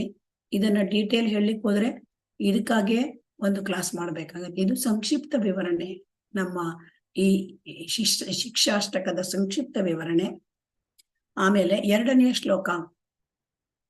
ನಾಮಕಾರಿ ಬಹುಧಾ ನಿಜ ಸರ್ವಶಕ್ತಿಂ ತತ್ರಾರ್ಪಿತ ನಿಯಮಿತ ಸ್ಮರಣೇನ ಕಾಲಃ ಏತಾದೃಶೀ ತವ ಕೃಪಾ ಭಗವನ್ಮಮಪಿ ದುರ್ದೈವಮೀದೃಶಂ ಇಹ ಜಾನಿ ನಾನುರಾಗಃ. ಹರೇ ಕೃಷ್ಣ. ಕ್ಷಮಿಸಿ, ನನ್ನ ಧ್ವನಿ ತುಂಬಾ ತೊಂದರೆ ಇದೆ. ಇವತ್ತು ಗಂಟಲು ನೋವಿದೆ. ಅದಕ್ಕೆ ನನಗೆ ಸರಿ ಓದ್ಲಿಕ್ಕೆ ಆಗ್ತಾ ಇಲ್ಲ ಶ್ಲೋಕಗಳನ್ನ. ಹೇ ನನ್ನ ಪ್ರಭುವೆ, ಇದರ ಅರ್ಥ ನೋಡೋಣ. ನಿನ್ನ ಪವಿತ್ರ ನಾಮವೊಂದೇ ಸಕಲ ಜೀವಿಗಳಿಗೆ ವರಪ್ರದಾಯಕ ಎಂದೇ ನಿನಗೆ ಕೃಷ್ಣ, ಗೋವಿಂದ ಮುಂತಾದ ನೂರಾರು ಲಕ್ಷಗಟ್ಟಲೆ ಹೆಸರುಗಳಿವೆ. ಈ ದಿವ್ಯ ನಾಮಗಳಲ್ಲಿ ನೀನು ನಿನ್ನ ದಿವ್ಯ ಶಕ್ತಿಗಳನ್ನೆಲ್ಲ ಒದಗಿಸಿ ಇಟ್ಟಿದ್ದೀಯ. ನಿನ್ನ ನಾಮ ಸಂಕೀರ್ತನೆಯಲ್ಲಿ ತೊಡಗಲು ನಿಷ್ಠುರ ನಿಯಮಗಳಾಗಲಿ ಕಟ್ಟುಪಾಡುಗಳಾಗಲಿ ಇಲ್ಲ. ಹೇ ಪ್ರಭುವೆ, ಕರುಣೆ ತೋರು. ನಿನ್ನ ಪವಿತ್ರ ನಾಮಗಳ ಮೂಲಕ ನಿನ್ನನ್ನು ಸಾರುವಂತೆ ಅನುಗ್ರಹಿಸು. ಆದರೆ ನಾನೆಂತಹ ದುರ್ದೈವಿ ಎಂದರೆ ನಿನ್ನ ನಾಮಗಳಲ್ಲಿ ನನಗೆ ಆಸಕ್ತಿಯೇ ಇಲ್ಲವಾಗಿದೆ. ಅಂದ್ರೆ ಪವಿತ್ರ ನಾಮ ಸಕಲ ಜೀವಿಗಳಿಗೂ ವರಪ್ರದಾಯಕ, ವೆರಿ ಆಸ್ಪಿಷಿಯಸ್. ಕೃಷ್ಣನ ಪವಿತ್ರ ನಾಮ ಅದೇ ಹರೇ ಕೃಷ್ಣ ಮಹಾಮಂತ್ರ. ತುಂಬಾ ಅದು ಆಸ್ಪಿಷಿಯಸ್, ವರಪ್ರದಾಯಕ. ಸೊ ಹಾಗಾಗಿ ಇದು ಭಗವಂತನಿಗೆ ಅನೇಕ ಲಕ್ಷಗಟ್ಟಲೆ ಅನಂತ ಹೆಸರುಗಳಿದೆ. ಆ ಹೆಸರುಗಳಲ್ಲಿ ಕೃಷ್ಣ ಭಗವಂತ ತನ್ನ ಎಲ್ಲ ಶಕ್ತಿಯನ್ನು ಹಾಕಿಟ್ಟಿದ್ದಾನೆ. ಸೊ ಹಾಗಾಗಿ ನಮಗೆ ಏನಾಗುತ್ತೆ ಅಂದ್ರೆ ಭಗವಂತನನ್ನ ಈ ಒಂದು ಬದ್ಧ ಶರೀರದಲ್ಲಿ ಈ ಬದ್ಧಾತ್ಮರು ಕಣ್ಣಿಗೆ, ನಮ್ಮ ಐಹಿಕ ಕಣ್ಣಿನಿಂದ ನೋಡ್ಲಿಕ್ಕೆ ಆಗಲ್ಲ. ಅದಕ್ಕೆ ನಾವು ಕಿವಿಯಿಂದ ಭಗವಂತನನ್ನ ನೋಡ್ಬೇಕು. ಹರಿನಾಮ ಸಂಕೀರ್ತನೆಯನ್ನ ಮಾಡಿ ಅದನ್ನ ನಾವು ಕೇಳಬೇಕು. ಈ ಹರಿನಾಮ ಸಂಕೀರ್ತನೆಯನ್ನ ಮಾಡ್ಲಿಕ್ಕೆ ಯಾವ ನಿಯಮಗಳಾಗ್ಲಿ ಕಟ್ಟುಪಾಡುಗಳಾಗ್ಲಿ ಇಲ್ಲ. ಯಾವಾಗ ಬೇಕು ಮಾಡ್ಬೋದು, ಯಾರು ಬೇಕಾದ್ರೂ ಮಾಡ್ಬೋದು. ಆದ್ರೆ ಏನಾಗಿದೆ ಅಂತಂದ್ರೆ ನಮಗೆ ಈ ಪವಿತ್ರ ನಾಮದಲ್ಲಿ ಆಸಕ್ತಿಯೇ ಇಲ್ಲ. ಅಂದ್ರೆ ನಮ್ಮದು ಏನು ಸ್ಥಿತಿ ಅಂತ ಚೈತನ್ಯ ಮಹಾಪ್ರಭುಗಳು ಹೇಳಿದ್ದಾರೆ, ಆಸಕ್ತಿಯೇ ಇಲ್ಲ. ಸೊ ಹಾಗಾಗಿ ಇಲ್ಲಿ ಬೇಡ್ಕೊಳ್ಳೋದು ಏನು ಕೇಳಿದ್ರೆ, ಪ್ರಭುವೇ ಕರುಣೆ ತೋರು, ನಮಗೆ ಭಗವಂತನ ಕರುಣೆ ಇದ್ರೆ ನಮಗೆ ಇದನ್ನ ಆಸಕ್ತಿ ಮೂಡ್ಲಿಕ್ಕೆ ಸಾಧ್ಯ. ಸೊ ಹಾಗಾಗಿ ಇಲ್ಲಿ ಭಗವಂತನ ಕರುಣೆಗಾಗಿ ಪ್ರಾರ್ಥನೆ. ಆಮೇಲೆ 3ನೇ ಶ್ಲೋಕ, ತೃಣಾದಪಿ ಸುನೀಚೇನ ತರೋರಪಿ ಸಹಿಷ್ಣುನ ಅಮಾನೀನ ಮಾನದೇನ ಕೀರ್ತನೀಯ ಸದಾ ಹರಿ. ಪ್ರಭುವಿನ ಪವಿತ್ರ ನಾಮವನ್ನು ವ್ಯಕ್ತಿಯು ಬಹು ನಮ್ರ ಭಾವದಿಂದ ಸಂಕೀರ್ತಿಸಬೇಕು. ತಾನು ಬೀದಿಯಲ್ಲಿನ ಒಂದು ಹುಲ್ಲುಕೊಡ್ಡಿಗೂ ಕೀಳಾದವನೆಂಬ ಭಾವ ಅವನದಾಗಿರಬೇಕು. ಒಂದು ಮರಕ್ಕಿರುವ ಸಹನೆಗಿಂತ ಹೆಚ್ಚಿನ ಸಹನೆ ಸಂಕೀರ್ತನೆ ಮಾಡುವವನಿಗಿರಬೇಕು. ಇಲ್ಲಿ ಏನಾಗಿದೆ ಅಂದ್ರೆ, ಹೇಗೆ ನಾವು ಸಂಕೀರ್ತನೆ ಮಾಡಬೇಕು, ಯಾವ ಭಾವದಿಂದ ನಾವು ಸಂಕೀರ್ತನೆ ಮಾಡಬೇಕು ಅಂತ ಚೈತನ್ಯ ಮಹಾಪ್ರಭುಗಳು ಹೇಳಿದ್ದಾರೆ. ಯಾಕೆಂದ್ರೆ ಅವರು ಭಕ್ತರ ರೂಪದಲ್ಲಿ ಬಂದಿದ್ದಾರೆ. ಅಂದ್ರೆ ಈಗ ಬಹು ನಮ್ರ ಭಾವದಿಂದ, ಅಂದ್ರೆ ಯಾವ ತರ ನಮ್ರ ಭಾವ ಅಂತಂದ್ರೆ, ತಾನು ಒಂದು ಹುಲ್ಲುಕಡ್ಡಿಗೆ, ಯಾರಿಗಾದ್ರೂ ಹುಲ್ಲುಕಡ್ಡಿ ಅಂದ್ರೆ ಏನು ಬೆಲೆ ಇಲ್ಲ. ಯಾಕೆಂದ್ರೆ ಆ ಹುಲ್ಲುಕಡ್ಡಿಗೆ ಅಷ್ಟು ನಮ್ರ ಭಾವ ಇರಬೇಕು. ಯಾಕೆಂದ್ರೆ ಆ ಹುಲ್ಲುಕಡ್ಡಿ ಯಾರಾದ್ರೂ ಮೆಟ್ಟಿದರೂ ಕೂಡ ಅದು ಎದ್ದು ನಿಲ್ಲುತ್ತೆ. ಸೊ ಆತರ ಭಾವನೆ, ಆತರ ನಮ್ರ ಭಾವನೆ ಇರಬೇಕು. ನಮ್ರತೆ ನಮ್ಮ ಕಂಠಿಮಾಲ ಇದ್ದಾಗೆ ನಮಗೆ ಅಷ್ಟು ನಮ್ರತೆ ನಮ್ಮ ಇದರಲ್ಲಿ ಇರಬೇಕು. ಮತ್ತೆ ಒಂದು ಮರಕ್ಕಿರುವ ಸಹನೆ ನೋಡಿ, ಮರ ಯಾವಾಗ್ಲೂ ಬಿಸಿಲಿನ ಜಳವನ್ನ ಸಹಿಸ್ಕೊಳ್ತದೆ. ಮಳೆಗಾಲದ ಮಳೆಯನ್ನ ಚಡಿ ಮಳೆಯನ್ನ ಸಹಿಸ್ಕೊಳ್ತದೆ. ಯಾರಾದ್ರೂ ಕಡಿಲಿಕ್ಕೆ ಬಂದ್ರೆ ಅದು ಏನು ಅದಕ್ಕೆ ಇದನ್ನು ಮಾಡುವುದಿಲ್ಲ, ವಿರೋಧ ವ್ಯಕ್ತಪಡಿಸುವುದಿಲ್ಲ. ಸೊ ಅಷ್ಟು ಸಹಿಷ್ಣುತೆಯನ್ನ ಮರಕ್ಕೆ ಹೋಲಿಸ್ತಾರೆ. ಯಾಕೆಂದ್ರೆ ಮರಕ್ಕೆ ಮತ್ತು ಭೂಮಿಗೆ ಹೋಲಿಸ್ತಾರೆ. ಇಲ್ಲಿ ಮರಕ್ಕೆ ಹೋಲಿಸಿದ್ದಾರೆ. ಸೊ ಹಾಗಾಗಿ ಆ ಮರವನ್ನು ಕಡಿದರೂ ಸುತ್ತ ಅದು ಮತ್ತೆ ಚಿಗುರುತ್ತದೆ ಮಳೆಗಾಲ ಬಂದ ಕೂಡಲೇ. ಹಾಗೆ ನಾವು ಕೃಷ್ಣ ಪ್ರಜ್ಞೆಯಲ್ಲಿ ಎಂತಹ ಅಡೆತಡೆಗಳು ಬಂದರೂ ಕೂಡ ಸಹಿಸ್ಕೊಳ್ಬೇಕು. ಮತ್ತೆ ನಾವು ವಿನಮ್ರರಾಗಿರ್ಬೇಕು. ಈ ರೀತಿಯಿಂದ ನಾವು ಹರಿನಾಮ ಸಂಕೀರ್ತನೆ ಮಾಡಬೇಕು, ಜಪ ಮಾಡಬೇಕು. ಆವಾಗ ನಮಗೆ ಭಗವಂತನಿಗೆ ನಾವು ಜಪವನ್ನ ಸರಿಯಾಗಿ ಮಾಡಿದಾಗತ್ತೆ. ಇಲ್ಲದಿದ್ರೆ ಆಗಲ್ಲ. ಜಪ ಮಾಡ್ಲಿಕ್ಕೆ ನಮ್ಗೆ ನಮ್ರತಾ ಭಾವನೆ ಬೇಕು, ತಾಳ್ಮೆ ಬೇಕು.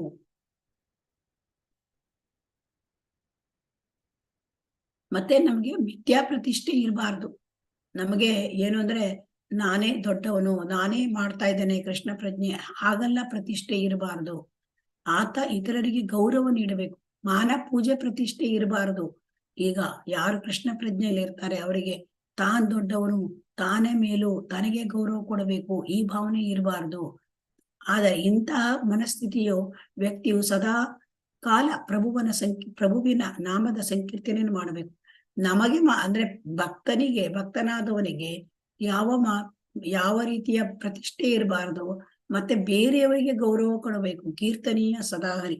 ಸೊ ಇಲ್ಲಿ ಏನ್ ಹೇಳಿದ್ದಾರೆ, ಬೇರೆಯವರಿಗೆ ನಾವು ಗೌರವ ಕೊಡಬೇಕು. ಅಮಾನೀನ ಮಾನದೇನ ಅಂದ್ರೆ ತೃಣಾದಪಿ ಸುನೀಚೇನ ಅಂದ್ರೆ ಹುಲ್ಲಿಗಿಂತ ತಾನು ಕಡೆ ಅಂತ ತಿಳಿದು ಅಷ್ಟು ವಿನಮ್ರ ಭಾವ. ತರೋರಪಿ ಸಹಿಷ್ಣುನ ಮರದಷ್ಟು ಸಹಿಷ್ಣುತೆ. ಅಮಾನೀನ ಮಾನದೇನ ಅಂದ್ರೆ ಎಲ್ಲರಿಗೂ ಗೌರವವನ್ನು ಕೊಡ್ತಕ್ಕಂಥದ್ದು, ಪ್ರತಿಯೊಬ್ಬರಿಗೂ ಗೌರವವನ್ನು ಕೊಡ್ತಕ್ಕಂಥದ್ದು. ಕೀರ್ತನೀಯ ಸದಾಹರಿ, ಯಾವಾಗ್ಲೂ ಭಗವಂತನ ಕೀರ್ತನೆ ಹರಿನಾಮ ಸಂಕೀರ್ತನೆ ಮಾಡಬೇಕು ಅಂತ. ಸೊ ಹಾಗಾಗಿ ಇಲ್ಲಿ ನಾವು ಜಪವನ್ನು ಮಾಡುವಾಗ, ಸಂಕೀರ್ತನೆಯನ್ನು ಮಾಡುವಾಗ ನಮ್ಮ ಮನೋಭಾವ ಹೇಗಿರಬೇಕು ಅಂತ ಚೈತನ್ಯ ಮಹಾಪ್ರಭುಗಳು ನಮ್ಗೆ ಹೇಳಿದ್ದಾರೆ. ಶ್ಲೋಕ 4. ನದನಂ ನ ಜನಂ ನ ಸುಂದರೀಂ ಕವಿತಾಂ ವಾ ಜಗದೀಶ ಕಾಮಯೇ ಮಮ ಜನ್ಮನಿ ಜನ್ಮನೀಶ್ವರೇ ಭವತಾದ್ ಭಕ್ತಿರ್ ಆಯಿತು ತ್ವಯಿ. ಹೇ ಸರ್ವಶಕ್ತನಾದ ಪ್ರಭುವೇ, ಐಶ್ವರ್ಯವನ್ನು ಕೂಡಿ ಹಾಕುವ ಅಪೇಕ್ಷೆ ನನಗೆ ಇಲ್ಲ. ಸುಂದರಾಂಗಿಯರಾದ ಸ್ತ್ರೀಯರು ನನಗೆ ಬೇಡ. ಅನುಯಾಯಿಗಳ ಒಂದು ಗುಂಪು ಕೂಡ ನನಗೆ ಬೇಕಾದುದಲ್ಲ. ಜನ್ಮ ಜನ್ಮದಲ್ಲೂ ನಿನ್ನ ಅವ್ಯಾಜ ಭಕ್ತಿ ಸೇವೆಯ ವಾಕ್ಯವನ್ನು ನನಗೆ ಲಭಿಸಿದರೆ ಸಾಕು. ಇಲ್ಲಿ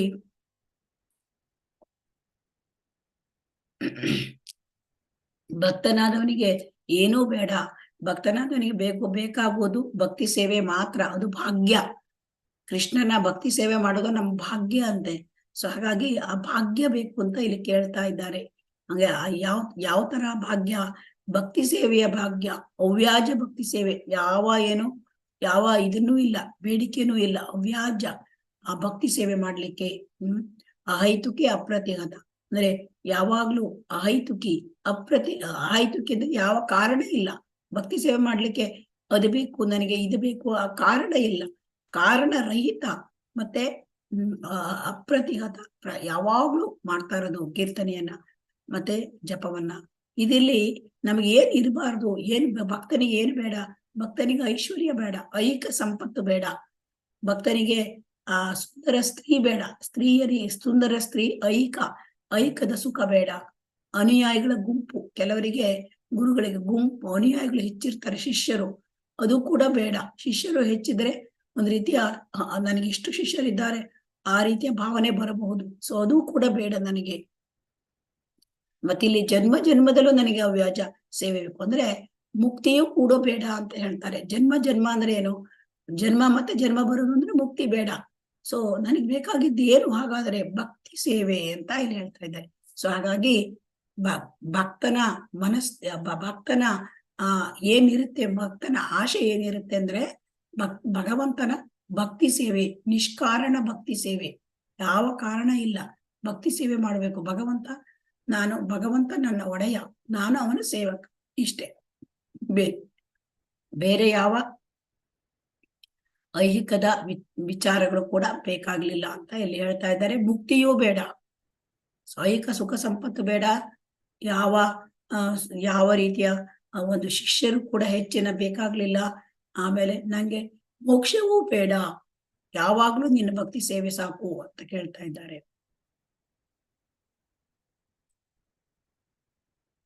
ಶ್ಲೋಕ 5. ಐನಂದ ತನುಜಾ ಕಿಂಕರಂ ಪತಿತಂ ಮಾಂ ವಿಷಮೇ ಭವಾಂಬುಧೌ ಕೃಪಯಾ ತವ ಪಾದ ಪಂಕಜ ಸ್ಥಿತಧೂಲಿ ಸದೃಶಂ ವಿಚಿಂತಯ. ಹೇ ನಂದಕುಮಾರ ಕೃಷ್ಣ, ನಾನು ನಿನ್ನ ನಿತ್ಯ ದಾಸ.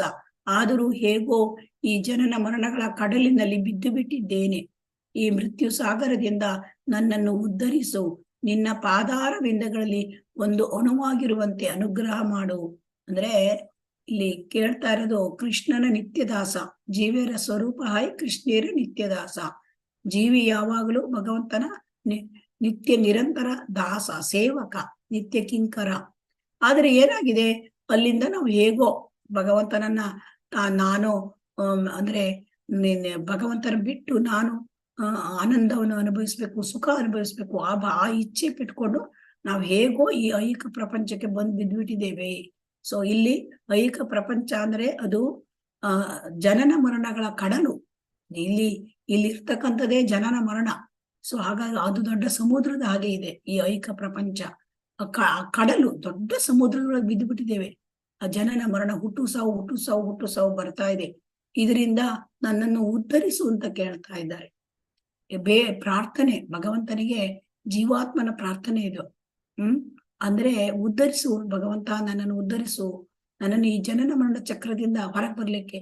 ಹೇಗೆಂದ್ರೆ ಯಾರ ಎಷ್ಟು ದೊಡ್ಡ ಈಜುಗಾರ ಆಗ್ಲಿ ಅಥವಾ ದೊಡ್ಡ ಒಲಿಂಪಿಕ್ ಮೆಡಲ್ ಇದ್ದಿದ್ದಕ್ಕಂತ ಒಬ್ಬ ಈಜುಗಾರ ಇದ್ರು ಕೂಡ ಸಮುದ್ರದಲ್ಲಿ ನಾವು ಜಯಿಸ್ಕೊಂಡು ಬರ್ಲಿಕ್ಕೆ ಆಗಲ್ಲ.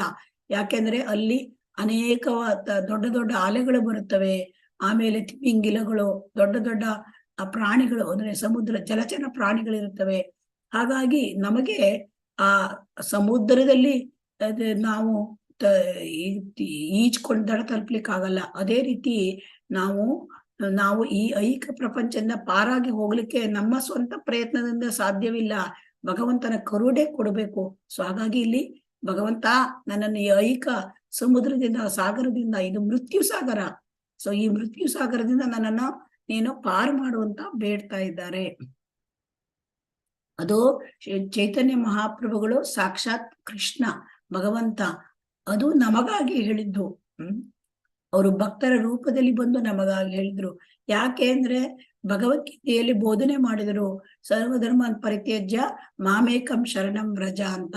ಹಾಗಿದ್ರು ಕೂಡ ಜನ ಶರಣಾಗತ ಆಗೋಲ್ಲ. ಸೊ ಅದಕ್ಕಾಗಿ ಜನರಿಗೆ ಅದನ್ನ ಈ ರೀತಿಯಾಗಿ ಎಲ್ಲ ತಿಳುವಳಿಕೆಯನ್ನ ಇಲ್ಲಿ ಕೊಡ್ತಾ ಇದ್ದಾರೆ ಚೈತನ್ಯ ಮಹಾಪ್ರಭುಗಳು. ಶ್ಲೋಕ 6.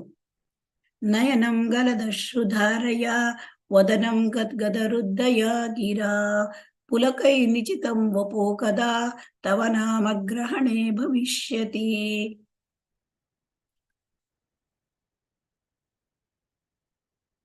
ಹೇ ಪ್ರಭುವೆ, ನಿನ್ನ ಪವಿತ್ರ ನಾಮ ಸ್ಮರಣೆಯಲ್ಲಿ ತೊಡಗಿರುವಾಗ ಆನಂದ ಬಾಷ್ಪಗಳು ನನ್ನ ಕಣ್ಣುಗಳನ್ನು ಅಲಂಕರಿಸಿ ತುಂಬಿ ಹರಿಯುವುದೆಂದು, ನನ್ನ ಗಂಟಲು ಗದ್ಗದಿತವಾಗುವುದೆಂದು, ನಿನ್ನ ನಾಮಸ್ಮರಣೆ ಮಾಡುತ್ತಾ ಮಾಡುತ್ತಾ ನನಗೆ ರೋಮಾಂಚವಾಗುವುದೆಂದು. ಇವೆಲ್ಲ ಭಾವನೆಗಳು, ಭಾವ ಸ್ಟೇಜು. ಅಂದ್ರೆ ಆ ಹರಿನಾಮ ಸಂಕೀರ್ತನೆ ಅಥವಾ ಜಪ ಮಾಡ್ತಾ ಮಾಡ್ತಾ ಮಾಡ್ತಾ ಒಂದು ದಿವಸ ನಮ್ಮ ಕಣ್ಣಲ್ಲಿ ನೀರು ಬರ್ಬೇಕಂತೆ. ಹೇಗೆ ಅಂದ್ರೆ ಆ ಭಗವಂತನ ಪವಿತ್ರ ನಾಮ ಸ್ಮರಣೆ ಮಾಡಿದಾಗ ನಮಗೆ ಭಾವ ಸ್ಟೇಜಿಗೆ ಬರ್ಬೇಕಂತೆ. ಸೊ ಆ ಸ್ಟೇಜ್ ಬರೋದು ಯಾವಾಗ ಅಂತ ಕೇಳ್ತಾ ಇದ್ದಾರೆ. ಕಣ್ಣಲ್ಲಿ ಭಾವ ಸ್ಟೇಜ್ ಏನಾಗುತ್ತೆ, ಕಣ್ಣಲ್ಲಿ ನೀರು ಬರುತ್ತೆ, ಗಂಟಲು ಗದ್ಗದಿತ ಆಗತ್ತೆ, ಸ್ವರ ಹೊರಡೋದಿಲ್ಲ, ಆಮೇಲೆ ಮೈಯೆಲ್ಲ ರೋಮಾಂಚನ ಆಗತ್ತೆ. ಸೊ ಈ ಸ್ಟೇಜ್ ಬರೋದು ಯಾವಾಗ, ಅದು ಭಾವ ಅಂದ್ರೆ ಕೃಷ್ಣ ಪ್ರೇಮದ ಹಿಂದಿನ ಹಂತ. ಅಂದ್ರೆ ಕೃಷ್ಣ ಅಂದ್ರೆ ಇಲ್ಲಿ ಭಕ್ತಿಯಲ್ಲಿ 9 ಹಂತಗಳಿದೆ. ಶ್ರದ್ಧಾ, ಸಾಧು ಸಂಘ, ಭಜನ ಕ್ರಿಯೆ, ಅನರ್ಥ ನಿವೃತ್ತಿ, ನಿಷ್ಠ, ರುಚಿ, ಆಸಕ್ತಿ, ಭಾವ, ಪ್ರೇಮ. ಈ ಭಾವ ಸ್ಟೇಜಿನಲ್ಲಿ ಅದು 8ನೇ ಹಂತ. ಸೊ ಅಲ್ಲಿ ಇದೆಲ್ಲ ಪ್ರಕಟ ಆಗುತ್ತೆ. ಈ ರೀತಿಯ ಲಕ್ಷಣಗಳೆಲ್ಲ ಪ್ರಕಟ ಆಗತ್ತೆ. ಅಂದ್ರೆ ಕಣ್ಣಲ್ಲಿ ತಾನೇ ನೀರು ಹರಿಯೋದು, ಗಂಟಲು ಗದ್ಗದಿತ ಆಗೋದು, ಮೈಯೆಲ್ಲ ರೋಮಾಂಚನ ಆಗೋದು, ಕೂದಲು ನಿಮಿರುವುದು, ಇದೆಲ್ಲ ಉಂಟಾಗತ್ತೆ. ಈ ಸ್ಟೇಜ್ ನನಗೆ ಯಾವಾಗ ಬರುತ್ತೆ ಭಗವಂತ ಅಂತ ಇಲ್ಲಿ ಪ್ರಾರ್ಥನೆ ಮಾಡ್ತಾ ಇದ್ದಾರೆ.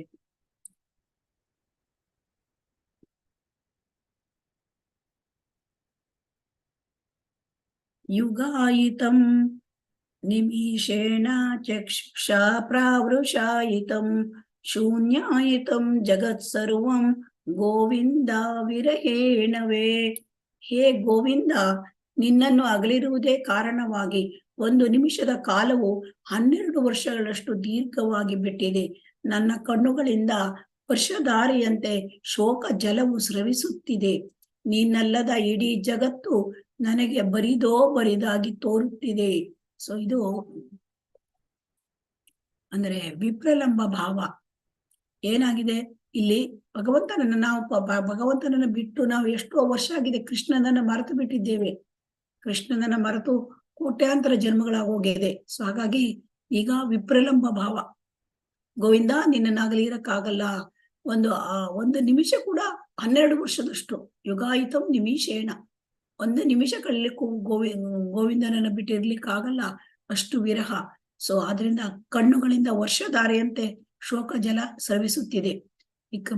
ಕೃಷ್ಣ ಇಲ್ಲದಿದ್ರೆ ಈ ಜಗತ್ತೇ ಬರಿದು. ಇದೆಲ್ಲ ಹೈ ಸ್ಟೇಜು, ಇದೆಲ್ಲ ನಮಗಲ್ಲ, ಈ ಸ್ಟೇಜ್ ಎಲ್ಲ ನಮಗಲ್ಲ. ವಿಪ್ರಲಂಬ ಭಾವ ರಾಧಾರಾಣಿಯವರಿಗೆ. ಸೊ ಹಾಗಾಗಿ ಅಂತ ಭಕ್ತರಿಗೆ ಇದು ರಾಧಾರಾಣಿ ಅಂತ. ನಮಗೆ ಹಿಂದಿನ ಮೊದಲ 3 ಶ್ಲೋಕಗಳು ನಮಗೆ ಹೆಚ್ಚಾಗಿರುತ್ತವೆ. ಇದು ಎಲ್ಲ ಅಡ್ವಾನ್ಸ್ಡ್, ವೆರಿ ಅಡ್ವಾನ್ಸ್ಡ್ ಸ್ಟೇಜ್.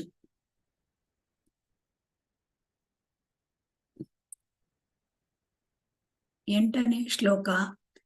ಆಶ್ಲಿಷ್ಯವಾ ಪಾದರತಾಂ ಪಿನಷ್ಟು ಮಾಂ ಅದರ್ಶನಾಂ ಮರ್ಮ ಹತಾಂ ಕರೋತು ವಾ ಯಥಾ ತಥಾ ವಾ ವಿದದಾತು ಲಂಪಟೋ ಮತ್ಪ್ರಾಣನಾಥಸ್ತು ಸಯೇವ ನಾಪರಃ. ಕೃಷ್ಣನಲ್ಲದೆ ಇನ್ನೊಬ್ಬ ಪ್ರಭುವನ್ನು ನಾನರಿಯೆ. ಅವನು ನನ್ನನ್ನು ನೋವುಂಟು ಮಾಡುವಂತೆ ಆಲಿಂಗಿಸಿಕೊಂಡರೂ ಸರಿಯೇ, ನನ್ನೆದುರಿನಲ್ಲಿ ಇರದೆ ನನ್ನ ಹೃದಯವನ್ನು ಛಿದ್ರ ಮಾಡಿ ಬಿಟ್ಟರೂ ಸರಿಯೇ. ನನಗಿಷ್ಟ ಬಂದಂತೆ ಮಾಡಲು ಅವನು ಸರ್ವ ಸ್ವತಂತ್ರ, ಏಕೆಂದರೆ ಅವನು ನನ್ನ ಆರಾಧ್ಯ ದೈವ. ಅವನ ವಿಷಯದಲ್ಲಿ ನಾನು ಹಠ ಮಾಡೇನು. ಅಂದ್ರೆ ಇದು ಸರ್ವ ಸಮರ್ಪಣ ಭಾವ ಅದು. ಸೊ ಹಾಗಾಗಿ ಕೃಷ್ಣ ನನ್ನ ಅಲ್ಟಿಮೇಟ್ ಪ್ರಭು, ಏನ್ ಮಾಡಿದ್ರು ಅಡ್ಡಿಲ್ಲ, ನಾನು ಸಹಿಸ್ಕೊಳ್ತೇನೆ ಅಂತ ಇಲ್ಲಿ ಹೇಳ್ತಾ ಇದ್ದಾರೆ. ಅವನಿಗೆ ಇಷ್ಟ ಬಂದಂತೆ ಅವನು ನಡ್ಕೊಳ್ಳಿಕ್ಕೆ ಅವನು ಸರ್ವತಂತ್ರ ಸ್ವತಂತ್ರ. ಸೊ ಹಾಗಾಗಿ ಇಲ್ಲಿ ಅಂದ್ರೆ ಇಲ್ಲಿ ರಾಧಾರಾಣಿಯ ಭಾವದಲ್ಲಿ ಚೈತನ್ಯ ಮಹಾಪ್ರಭುಗಳು ಬಂದಿದ್ದಾರೆ. ಸೊ ಹಾಗಾಗಿ ಆ ರಾಧಾರಾಣಿಯ ಆ ವಿಪ್ರಲಂಬ ಭಾವ, ಸೊ ಅದನ್ನ ಇಲ್ಲಿ ವ್ಯಕ್ತಪಡಿಸ್ತಾ ಇದ್ದಾರೆ. ಇವೆಲ್ಲ ಹೈಲಿ ಎಲಿವೇಟೆಡ್ ಡಿವೋಟೀಸ್ಗೆ ಆಗ್ತಕ್ಕಂಥದ್ದು ಆ ವಿಪ್ರಲಂಬ ಭಾವ. ಹಾಗಾಗಿ ಇದು ಇಷ್ಟು 8 ಶ್ಲೋಕಗಳು. ಈ ಶಿಕ್ಷಾಮೃತದ ಶ್ಲೋಕಗಳು ಭಕ್ತರಿಗೆ ಕಂಠಿಹಾರ ಇದ್ದ ಹಾಗೆ. ಈಗ ನಾವು ಪೀಠಿಕೆ ನೋಡೋಣ. ಮುಂದಿನದು ನೋಡೋಣ. ಚೈತನ್ಯ ಚರಿತಾಮೃತ ಎಂಬ ಕೃತಿಯು ಭಗವಾನ್ ಚೈತನ್ಯ ಮಹಾಪ್ರಭುಗಳ ಕುರಿತಾದ ಪ್ರಮಾಣಭೂತ ಜೀವನ ಚರಿತ್ರೆ. ಚೈತನ್ಯ ಚರಿತಾಮೃತ ಅಂದ್ರೆ ಅದು ಜೀವನ ಚರಿತ್ರೆ, ಚೈತನ್ಯ ಮಹಾಪ್ರಭುಗಳು. ಇದನ್ನ ರಚಿಸಿದವರು ಕೃಷ್ಣರಾಜ ಕವಿರಾಜ ಗೋಸ್ವಾಮಿ ಅಂತ. ಇಲ್ಲಿ ಚೈತನ್ಯ ಅಂದ್ರೆ ಏನು, ಶಬ್ದದ ಅರ್ಥ ಏನು? ಚೈತನ್ಯ ಚರಿತ ಅಮೃತ, ಇದನ್ನು ಹೇಳ್ತಾ ಇದ್ದಾರೆ ಪ್ರಭುಪಾದ್ರೆ ಏನ್ ಹೇಳ್ತಾ ಇದ್ದಾರೆ ನೋಡೋಣ. ಚೈತನ್ಯ ಅಂದ್ರೆ ಪ್ರಾಣಶಕ್ತಿ. ಚೈತನ್ಯ ಪ್ರಾಣಶಕ್ತಿ ಅಂದ್ರೆ ಏನು? ನಾವೆಲ್ಲ ನಡೆದಾಡ್ತೇವೆ, ನಾವು ಕ್ರಿಯಾಶೀಲರಾಗಿರ್ತೇವೆ, ಅದೇ ಚೈತನ್ಯ. ಅದೇ ಚೈತನ್ಯ. ನೋಡಿ, ಒಂದು ಮೇಜಿನಲ್ಲಿ ಮೇಜ್ ಏನಾದ್ರೂ ಓಡಾಡ್ತದೆಯಾ? ಇಲ್ಲ. ಮೇಜ್ ಏನಾದ್ರೂ ಕೆಲಸಗಳನ್ನ ಮಾಡುತ್ತಾ? ಇಲ್ಲ. ಸೊ ಹಾಗಾಗಿ ನಾವಿಲ್ಲಿ ತಿಳ್ಕೋಬೇಕು, ನಮಗೂ ಮೇಜಿಗೂ ಏನ್ ವ್ಯತ್ಯಾಸ ಅಂದ್ರೆ ನಮ್ಮಲ್ಲಿ ಪ್ರಾಣಶಕ್ತಿ ಇದೆ. ಸೊ ಅದಕ್ಕೆ ಪ್ರಾಣಶಕ್ತಿ ಅಂದ್ರೆ ಅದು ಕ್ರಿಯಾಶೀಲತೆ ಮತ್ತೆ ಚಲನೆ ಅಂತ ಅರ್ಥ. ಸೊ ಹಾಗಾಗಿ ಈ ಕ್ರಿಯಾಶೀಲತೆ ಚಲನೆ ಈ ನಮ್ಮ ಪ್ರಾಪಂಚಿಕ ಅವಸ್ಥೆ. ನಾವೀಗ ಐಹಿಕ ದೇಹವನ್ನು ನಾವು ಹೊಂದಿದ್ದೇವೆ. ಹಾಗಾಗಿ ಈ ಐಹಿಕ ಅವಸ್ಥೆಯಲ್ಲಿ ಇರುವಾಗ ಆ ಪ್ರಾಣಶಕ್ತಿ ಅದಕ್ಕೆ ಅಳಿವಿರ್ತದೆ. ಅದಕ್ಕೆ ಅಳಿವು ಅಂತಂದ್ರೆ ಅದು ಯಾವಾಗ್ಲಾದ್ರೂ ಅದು ಶಾಶ್ವತ ಅಲ್ಲ, ಹೋಗ್ಬಿಡ್ತದೆ ಅಂತ, ಅದು ನಷ್ಟವಾಗುತ್ತೆ. ಆದ್ದರಿಂದ ಚೈತನ್ಯ ಚರಿತ ಅಮೃತ ಎನ್ನುವ ಶಬ್ದಗಳಿಗೆ ಪ್ರಾಣಶಕ್ತಿಯಲ್ಲಿ ಅಮೃತತ್ವದ ಲಕ್ಷಣ ಅಂತ. ಸೊ ಇದನ್ನ ನಾವು ತಿಳ್ಕೋಬೇಕು. ಚೈತನ್ಯ ಚರಿತಾಮೃತ ಅಂದ್ರೆ ಪ್ರಾಣಶಕ್ತಿಯಲ್ಲಿ ಅಮೃತತ್ವದ ಲಕ್ಷಣ. ಪ್ರಾಣಶಕ್ತಿಯಲ್ಲಿ ಈಗ ಅಮೃತತ್ವ ಇಲ್ಲ, ಅದರ ಅಮೃತತ್ವವನ್ನು ಪಡ್ಕೊಳ್ಳೋದು ಹೇಗೆ, ಅದರ ಲಕ್ಷಣ ಅಂತ ಹೇಳಿ ಸೂಕ್ತ ಅನುವಾದ ಆಗತ್ತೆ. ಆಮೇಲೆ ಈ ಒಂದು ಐಹಿಕ ಬ್ರಹ್ಮಾಂಡದಲ್ಲಿ ಯಾವೊಬ್ಬ ಮನುಷ್ಯ ಆಗ್ಲಿ ಪ್ರಾಣಿ ಆಗ್ಲಿ ನಿರಂತರವಾಗಿರೋದಿಲ್ಲ. ಅಂದ್ರೆ ನಿರಂತರತೆ ಅಂದ್ರೆ ಶಾಶ್ವತತೆ ಇಲ್ಲಿ ಇಲ್ಲ. ಯಾಕೆ ಶಾಶ್ವತೆ ಇಲ್ಲ ಅಂದ್ರೆ ನಾವು ಐಹಿಕ ದೇಹವನ್ನು ಪಡ್ಕೊಂಡಿದ್ದೇವೆ, ಅದಕ್ಕೆ ಶಾಶ್ವತೆ ಇಲ್ಲ. ನಮ್ಮಲ್ಲಿ ಜೀವಶಕ್ತಿ ಉಂಟು, ಪ್ರಾಣಶಕ್ತಿ ಉಂಟು. ಆದರೆ ಆ ಪ್ರಾಣಶಕ್ತಿ ಇರೋದ್ರಿಂದ ಅನೇಕ ಕೆಲಸ ನಾವು ಮಾಡ್ತಾ ಇರ್ತೇವೆ. ಅಲ್ಲಿ ಏನ್ ಹೇಳ್ತಾರೆ ಅಂತಂದ್ರೆ ಕಠೋಪನಿಷತ್ತಿನಲ್ಲಿ ಒಂದು ಹೇಳ್ತಾರೆ, ನಿತ್ಯೋ ನಿತ್ಯಾನಾಂ ಚೇತನಶ್ಚೇತನಾನಾಂ. ಏನು ನಿತ್ಯೋ ನಿತ್ಯ ಅಂದ್ರೆ ಭಗವಂತನು ನಿತ್ಯ, ಜೀವಿಗಳು ನಿತ್ಯ. ನಿತ್ಯ ಅಂದ್ರೆ ಶಾಶ್ವತ. ಹೇಗೆ ಅಂತಂದ್ರೆ ಜೀವಿಗಳು ಶಾಶ್ವತ ಅಂದ್ರೆ ಸೋಲ್, ಆತ್ಮ ಶಾಶ್ವತ, ಈ ಐಹಿಕ ದೇಹ ಶಾಶ್ವತ ಅಲ್ಲ. ಅದಕ್ಕೆ ನಿತ್ಯೋ ನಿತ್ಯಾನಾಂ ಚೇತನಶ್ಚೇತನಾನಾಂ. ಭಗವಂತನು ಚೇತನ, ಜೀವಿಯು ಚೇತನ. ಸೊ ಹಾಗಾಗಿ ಇಲ್ಲಿ ನಾವು ಯಾಕೆ ಇಲ್ಲಿ ಶಾಶ್ವತವಾಗಿಲ್ಲ ಅಂತಂದ್ರೆ ನಮ್ಮ ದೇಹ ಅದು ಶಾಶ್ವತ ಅಲ್ಲ, ಅದು ಐಹಿಕ ಶರೀರ. ಸೊ ಹಾಗಾದ್ರೆ ಈ ಐಹಿಕ ಶರೀರ ಶಾಶ್ವತ ಇರೋದ್ರಿಂದ ನಾವು ನಿರಂತರತೆಯನ್ನು ಹೇಗೆ ಪಡ್ಕೊಳ್ಳೋದು ಅಂತ. ಭಗವಂತನಿಗೂ ನಮಗೂ ಇರುವ ವ್ಯತ್ಯಾಸ ಏನು ಅಂತಂದ್ರೆ ಮುಖ್ಯವಾಗಿ ಅಲ್ಲಿ ಭಗವಂತ ಜೀವಿ ಏನಾಗ್ತದೆ ಅಂದ್ರೆ ಐಹಿಕ ಪ್ರಕೃತಿಗೆ ಬಿದ್ದು ಬಿಡ್ತದೆ. ನಾವು ಜೀವಾತ್ಮ ಏನಂತಂದ್ರೆ ಅದು ಐಹಿಕ ಪ್ರಕೃತಿಗೆ ಬೀಳುವ ಒಂದು ಪ್ರವೃತ್ತಿ ಇದೆ. ನಾವೆಲ್ಲರೂ ಆಧ್ಯಾತ್ಮಿಕ ಪ್ರಪಂಚದವರೇ, ಆದರೆ ನಾವು ಐಹಿಕ ಪ್ರಪಂಚಕ್ಕೆ ಬಿದ್ದು ಬಿಟ್ಟಿದ್ದೇವೆ. ಆದ್ರೆ ಭಗವಂತ ಹಾಗಲ್ಲ. ಭಗವಂತನಿಗೆ ಏನಾಗುತ್ತೆ ಅಂದ್ರೆ ಅವನಿಗೆ ಈ ತರಹ ಐಹಿಕ ಪ್ರಕೃತಿ ಅಧೀನಕ್ಕೆ ಬೀಳುವುದಿಲ್ಲ. ಭಗವಂತ ಅವನು ಸರ್ವಶಕ್ತ. ಸೊ ಹಾಗಾಗಿ ಅವನು ಆಧ್ಯಾತ್ಮಿಕ ಪ್ರಪಂಚದಿಂದ ಐಹಿಕ ಪ್ರಪಂಚಕ್ಕೆ ಬಂದ್ರೂ ಕೂಡ ಅವನು ಅಧೀನಕ್ಕೆ ಬರೋದಿಲ್ಲ, ಐಹಿಕ ಪ್ರಕೃತಿ ಅಧೀನಕ್ಕೆ ಬರೋದಿಲ್ಲ. ಯಾಕೆ ಕೇಳಿದ್ರೆ ಭಗವಂತ ಅವನು ಸಚ್ಚಿದಾನಂದ ರೂಪ, ಅವನಿಗೆ ಸಚ್ಚಿದಾನಂದ ಶರೀರ. ಹಾಗಾಗಿ ಅದು ಏನಾಗೋದಿಲ್ಲ ಅಂತಂದ್ರೆ ಐಹಿಕ ಪ್ರಕೃತಿಯ ಕೆಳಗೆ ಬರೋದಿಲ್ಲ, ತ್ರಿಗುಣಗಳಲ್ಲಿ ಭಗವಂತ ಬರೋದಿಲ್ಲ. ಆದ್ರೆ ಜೀವಾತ್ಮ ಬರ್ತಾನೆ. ಇದು ಮುಖ್ಯವಾದ ವ್ಯತ್ಯಾಸ, ಜೀವಾತ್ಮನಿಗೂ ಮತ್ತೆ ಭಗವಂತನಿಗೂ ಇರ್ತಕ್ಕಂಥ ವ್ಯತ್ಯಾಸ. ಇದನ್ನು ನಾವು ಹೇಗೆ ಅರ್ಥ ಮಾಡ್ಕೊಳ್ಳೋದು ಅಂತ ಪ್ರಭುಪಾದರು ಉದಾಹರಣೆ ಕೊಟ್ಟಿದ್ದಾರೆ. ಜೀವಾತ್ಮ ಹೇಗೆ ಐಹಿಕ ಪ್ರಕೃತಿ ಅಧೀನಕ್ಕೆ ಬರುತ್ತೆ, ಭಗವಂತ ಯಾಕೆ ಬರೋಲ್ಲ ಅಂತ. ಅಂದ್ರೆ ನಾವು ಈಗ ನೋಡಿದ್ರೆ ಆಕಾಶವನ್ನ ಮೋಡ ಕಟ್ಟಿರುತ್ತೆ ಅಂತ ತಿಳ್ಕೊಳ್ಳಿ, ಸೂರ್ಯ ಕಾಣಿಸಲ್ಲ. ಆದ್ರೆ ಮೋಡ ದಾಟಿದ್ರೆ ಸೂರ್ಯ ಹಾಗೆ ನಾವು ಈಗ ವಿಮಾನದಲ್ಲಿ ಪ್ರಯಾಣ ಮಾಡ್ತೇವೆ ಅಂತ ತಿಳ್ಕೊಳ್ಳೋಣ. ಆವಾಗ ಮೇಲಿಂದ ನೋಡಿದ್ರೆ ನಮ್ಮ ಈ ಎಲ್ಲ ಕೆಳಗಿನ ಎಲ್ಲ ನಗರದಲ್ಲಿ ಪಟ್ಟಣಗಳಲ್ಲಿ ಇರ್ತಕ್ಕಂಥ ಮನೆಗಳೆಲ್ಲ ಚಿಕ್ಕ ಚಿಕ್ಕ ಬೆಂಕಿ ಪಟ್ಟಿಗೆ ತರ ಕಾಣುತ್ತೆ, ಯಾವುದಕ್ಕೂ ಲೆಕ್ಕ ಇಲ್ಲ. ಅಷ್ಟು ದೊಡ್ಡ ದೊಡ್ಡ ಬಿಲ್ಡಿಂಗ್ ಕೂಡ ಚಿಕ್ಕ ಚಿಕ್ಕದಾಗಿ ಕಾಣುತ್ತೆ. ಅದೇ ತರಹ ಭಗವಂತನ ಸ್ಥಾನದಿಂದ ನಾವು ಈ ಐಹಿಕ ಸೃಷ್ಟಿಯನ್ನ ನೋಡಿದಾಗ ಲೆಕ್ಕ ಇಲ್ಲ, ಇದಕ್ಕೆ ತುಂಬಾ ಚಿಕ್ಕದು. ಭಗವಂತನ ಆ ಆ ಆ ಆಧ್ಯಾತ್ಮಿಕ ಲೋಕದಲ್ಲಿ ಇರ್ತಕ್ಕಂತಹ ಒಂದು ಆ ಲೋಕದಲ್ಲಿ ಇರ್ತಕ್ಕಂಥದ್ದು ಇಲ್ಲಿ ಬಂದು ನೋಡಿದ್ರೆ ಇಲ್ಲಿ ತುಂಬಾ ಚಿಕ್ಕದು. ಅದೇ ತರಹ ಆ ಭಗವಂತನಿಗೆ ಜೀವಿ ಯಾಕೆ ಅಂದ್ರೆ ಜೀವಿಗೆ ಮೇಲಿಂದ ಕೆಳಗೆ ಇಳಿಯುವ ಪ್ರವೃತ್ತಿ ಇರುತ್ತೆ. ಯಾಕೆಂತಂದ್ರೆ ಅದು ಜೀವಾತ್ಮ ಆಧ್ಯಾತ್ಮಿಕ ಲೋಕ ಬಿಟ್ಟು ಐಹಿಕ ಲೋಕಕ್ಕೆ ಬಂದಾಗ ಅವನು ಐಹಿಕ ಪ್ರಕೃತಿಯ ಅಂಡರ್ ಬರ್ತಾನೆ, ಐಹಿಕ ಪ್ರಕೃತಿಯ ಕೆಳಗೆ ಅಧೀನನಾಗ್ಬಿಡ್ತಾನೆ. ಆದರೆ ಭಗವಂತ ಆತರ ಆಗಲ್ಲ. ಭಗವಂತ ಅವನು ಮೋಡಗಳ ಲೆಕ್ಕಕ್ಕೆ ಬರೋಲ್ಲ, ಲೆವೆಲಿಗೆ ಬರೋಲ್ಲ, ಸೂರ್ಯ ಬರೋಲ್ಲ, ಮೋಡಗಳ ಲೆಕ್ಕಕ್ಕೆ ಇಳಿದು ಬರೋಲ್ಲ. ಹಾಗೆ ಪರಮಪ್ರಭು ಭಗವಂತ ಮಾಯೆ ವಶ ಆಗೋದಿಲ್ಲ, ಮಾಯೆಯ ಗುಣಗಳಿಗೆ ಅವನು ಆವೃತ ಆಗೋದಿಲ್ಲ. ಸೊ ಹಾಗಾಗಿ ಭಗವಂತ ಮಾಯೆಗೆ ಅಧೀನ ಆಗಿರೋದಿಲ್ಲ. ಹಾಗಾಗಿ ಅವನಿಗೆ ಯಾವ ಬದ್ಧತೆ ಇಲ್ಲ, ಅವನು ಬದ್ಧ ಆತ್ಮ ಆಗ್ಲಿಕ್ಕೆ ಸಾಧ್ಯ ಇಲ್ಲ, ಅವನು ಪರಮಾತ್ಮ. ಸೊ ಹಾಗಾಗಿ ಆದ್ರೆ ನಾವು ಜೀವಾತ್ಮ, ನಾವು ಯಾಕೆ ಬದ್ಧರು? ನಾವು ಮಾಯಾ ಪ್ರಕೃತಿಗೆ ನಾವು ವಶವಾಗಿ ಬಿಟ್ಟಿದ್ದೇವೆ, ಅದಕ್ಕೆ ನಾವು ಬದ್ಧರು. ಸೊ ಹಾಗಾಗಿ ನಮ್ಮನ್ನ ಬದ್ಧರು ಅಂತ ಕರೀತಾರೆ. ಯಾಕೆಂದ್ರೆ ನಾವು 2000 ಚಕ್ರದಲ್ಲಿ ಬಂದ್ಬಿಟ್ಟಿರ್ತೇವೆ. ಹಾಗಾಗಿ ಬದ್ಧರು ನಾವು. ಮಾಯೆಗೆ ಅಧೀನರಾಗಿ ಬಿಡ್ತೇವೆ, 3 ಗುಣಗಳಿಗೆ ನಾವು ಒಳಪಡ್ತೇವೆ, ಹಾಗಾಗಿ ನಾವು ಬದ್ಧರು. ಆದ್ರೆ ಭಗವಂತ ಹಾಗಲ್ಲ. ಸೊ ಹಾಗಾಗಿ ನಾವಿಲ್ಲಿ ತಿಳ್ಕೊಬೇಕಾಗಿದ್ದೇನು ಅಂದ್ರೆ ಭಗವಂತನೂ ನಿತ್ಯ, ಜೀವಾತ್ಮನೂ ನಿತ್ಯ. ಭಗವಂತನು ಚೇತನ, ಜೀವಾತ್ಮನು ಚೇತನ. ಆದರೆ ಭಗವಂತ ಐಹಿಕ ಪ್ರಕೃತಿ ಅಧೀನಕ್ಕೆ ಬರೋದಿಲ್ಲ, ಜೀವಾತ್ಮ ಐಹಿಕ ಪ್ರಕೃತಿ ಅಧೀನಕ್ಕೆ ಬರ್ತದೆ. ಇದನ್ನು ನಾವು ಚೆನ್ನಾಗಿ ತಿಳ್ಕೋಬೇಕು. ಅದಕ್ಕೆ ಏನ್ ಹೇಳ್ತಾರೆ ಅಂತಂದ್ರೆ ಭಗವದ್ಗೀತೆಯಲ್ಲಿ ಹೇಳ್ತಾರೆ, ಅವಜಾನಂತಿ ಮಾ ಮೂಢ ಮಾನುಷೀಂ ತನು ಮಾಶ್ರಿತಂ ಪರಂ ಭಾವಂ ಅಜಾನಂತೋ ಮಮ ಭೂತ ಮಹೇಶ್ವರಂ. ಭಗವಂತ ಮನುಷ್ಯರ ರೂಪದಲ್ಲಿ ಬಂದಾಗ, ರಾಮನಾಗಿ ಕೃಷ್ಣನಾಗಿ ಬಂದಾಗ ಜನ ಏನ್ ಮಾಡ್ತಾರೆ? ಮೂರ್ಖರು ಪರಿಹಾಸ್ಯ ಮಾಡ್ತಾರೆ.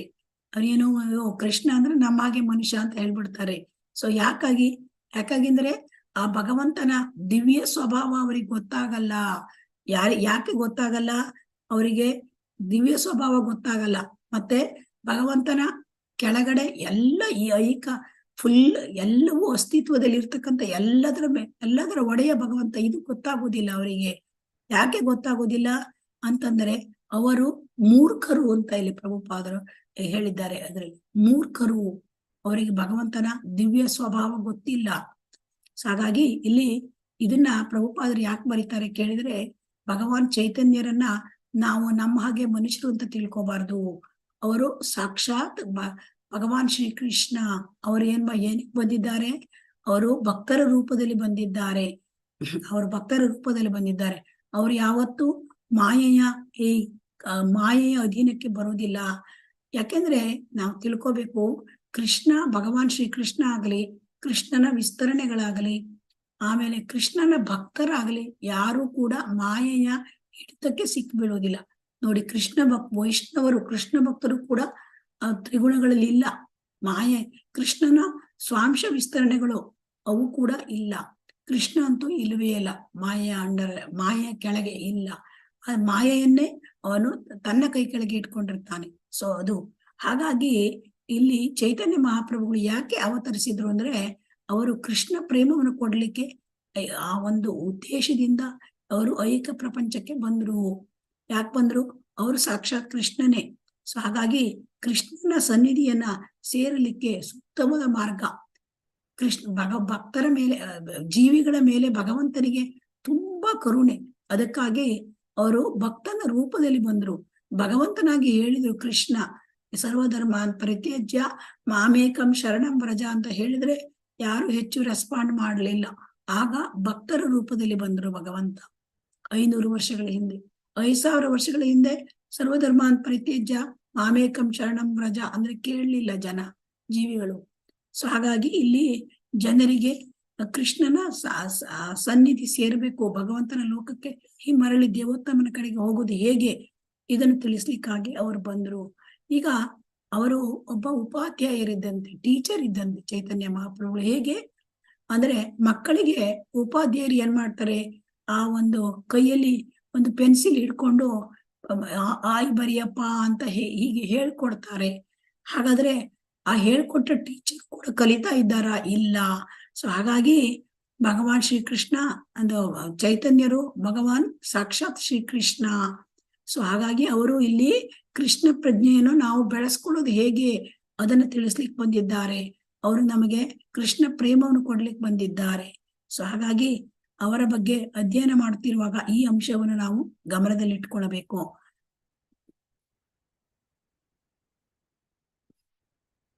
ಇಲ್ಲಿ ನಮ್ಗೆ ಭಗವಂತ ಕೃಷ್ಣ ಪ್ರಜ್ಞೆ, ಕೃಷ್ಣ ಭಗವದ್ಗೀತೆಯಲ್ಲಿ ಏನ್ ಹೇಳಿದ್ದಾನೆ, 18.66 ಕೊನೆಯದಾದ ಉಪದೇಶ, ಸರ್ವಧರ್ಮಾನ್ ಪರಿತ್ಯಜ್ಯ ಮಾಮೇಕಂ ಶರಣಂ ವ್ರಜ ಅಹಂ ತ್ವಾಂ ಸರ್ವ ಪಾಪೇಭ್ಯೋ ಮೋಕ್ಷಯಿಷ್ಯಾಮಿ ಮಾ ಶುಚಃ. ಎಲ್ಲಾ ಬಗೆಯ ಧರ್ಮಗಳನ್ನು ತೊರೆದು ನನಗೆ ಶರಣಾಗುವಂತ ಹೇಳಿದ್ದಾನೆ. ಎಲ್ಲಾ ಪಾಪ ಫಲಗಳನ್ನು ನಿನ್ನಿಂದ ಅದರಿಂದ ನಿನ್ನನ್ನು ರಕ್ಷಿಸ್ತೇನೆ ಅಂತ ಹೇಳಿದ್ದಾನೆ. ಆದ್ರೆ ಇದು ಸುಲಭವಾಗಿ ಕಾಣ್ಬೋದು ನಮಗೆ. ಏನು ನಾವು ಭಗವಂತನಿಗೆ ಶರಣಾಗು ಅಂತ ಸರಳ ಉಪದೇಶ ಅಂತ ಕಾಣುತ್ತೆ. ಆದರೆ ಸರಳ ಉಪದೇಶ ಅಷ್ಟು ಸುಲಭ ಅಲ್ಲ. ಶರಣಾಗತಿ ಆಗೋದು ಅಂದ್ರೆ ಸುಲಭ ಅಲ್ಲ. ಏಕೆಂದ್ರೆ ನಮಗ ಅನಿಸುತ್ತೆ ಶರಣಾಗತಿ ಆಗ್ಬೇಕು, ಅಯ್ಯೋ ನಮಗ್ ಶರಣಾಗತಿ ಹೇಗಾಗೋದು ಕೃಷ್ಣನಿಗೆ, ಅದು ಆಗದ ಮಾತು. ಯಾಕೆ? ಹಾಗೆ ಮಾಡಿದ್ರೆ ನಮಗೆ ಮಕ್ಕಳು ಮರಿ ಇದ್ದಾರೆ, ಅವ್ರು ನೋಡೋರು ಯಾರು? ಹೆಂಡತಿ ಮಕ್ಕಳಿದ್ದಾರೆ, ಅವ್ರು ನೋಡೋರು ಯಾರು? ನನ್ನ ಜೀವನ ನೋಡ್ಕೊಂಡು ಹೋಗ್ಬೇಕು, ಇದೆಲ್ಲ ಬರುತ್ತೆ. ಸೊ ಹಾಗಾಗಿ ಇಲ್ಲಿ ಮಾಯೆ, ಅದನ್ನೆಲ್ಲ ಹೇಳೋರು ಯಾರು? ಮಾಯೆ ಹೇಳ್ಕೊಡುತ್ತಂತೆ ನಮಗೆ. ಹಾಗೆಂದು ಮಾಡಿದ್ರು, ನೀನೇನಾದ್ರೂ ಮಾಡಿದ್ರೆ ಶರಣಾಗತಿ ಆದ್ರೆ ನೀನು ನನ್ನ ಹಿಡಿತದಿಂದ ತಪ್ಪಿಸ್ಕೊಂಡ್ಬಿಡ್ತೀಯಾ ಅಂದ್ರೆ ಇದರ ಮಾಯೆಯ ಹಿಡಿತದಿಂದ ನೀನು ತಪ್ಪಿಸ್ಕೊಂಡ್ಬಿಡ್ತೀಯ ಹೇಳಿ ಮಾಯೆ ನಮಗೆ ಅಡ್ಡಿ ಮಾಡುತ್ತೆ. ಸೊ ಹಾಗಾಗಿ ಮುಂದಿನ ವಿಚಾರಗಳನ್ನು ನಾಳೆ ಮಾಡೋಣ. ಹರೇ ಕೃಷ್ಣ. ಇವತ್ತಿಗೆ ಇಲ್ಲಿಗೆ ನಿಲ್ಲಿಸೋಣ. ಹರೇ ಕೃಷ್ಣ, ಹರೇ ಕೃಷ್ಣ, ಹರೇ ಕೃಷ್ಣ.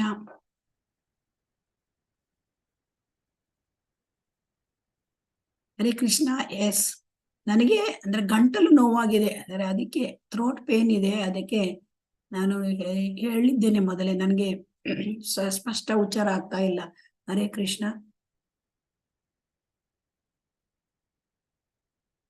ಏನಾದ್ರೂ ಪ್ರಶ್ನೆಗಳಿದ್ರೆ ಕೇಳಬಹುದು.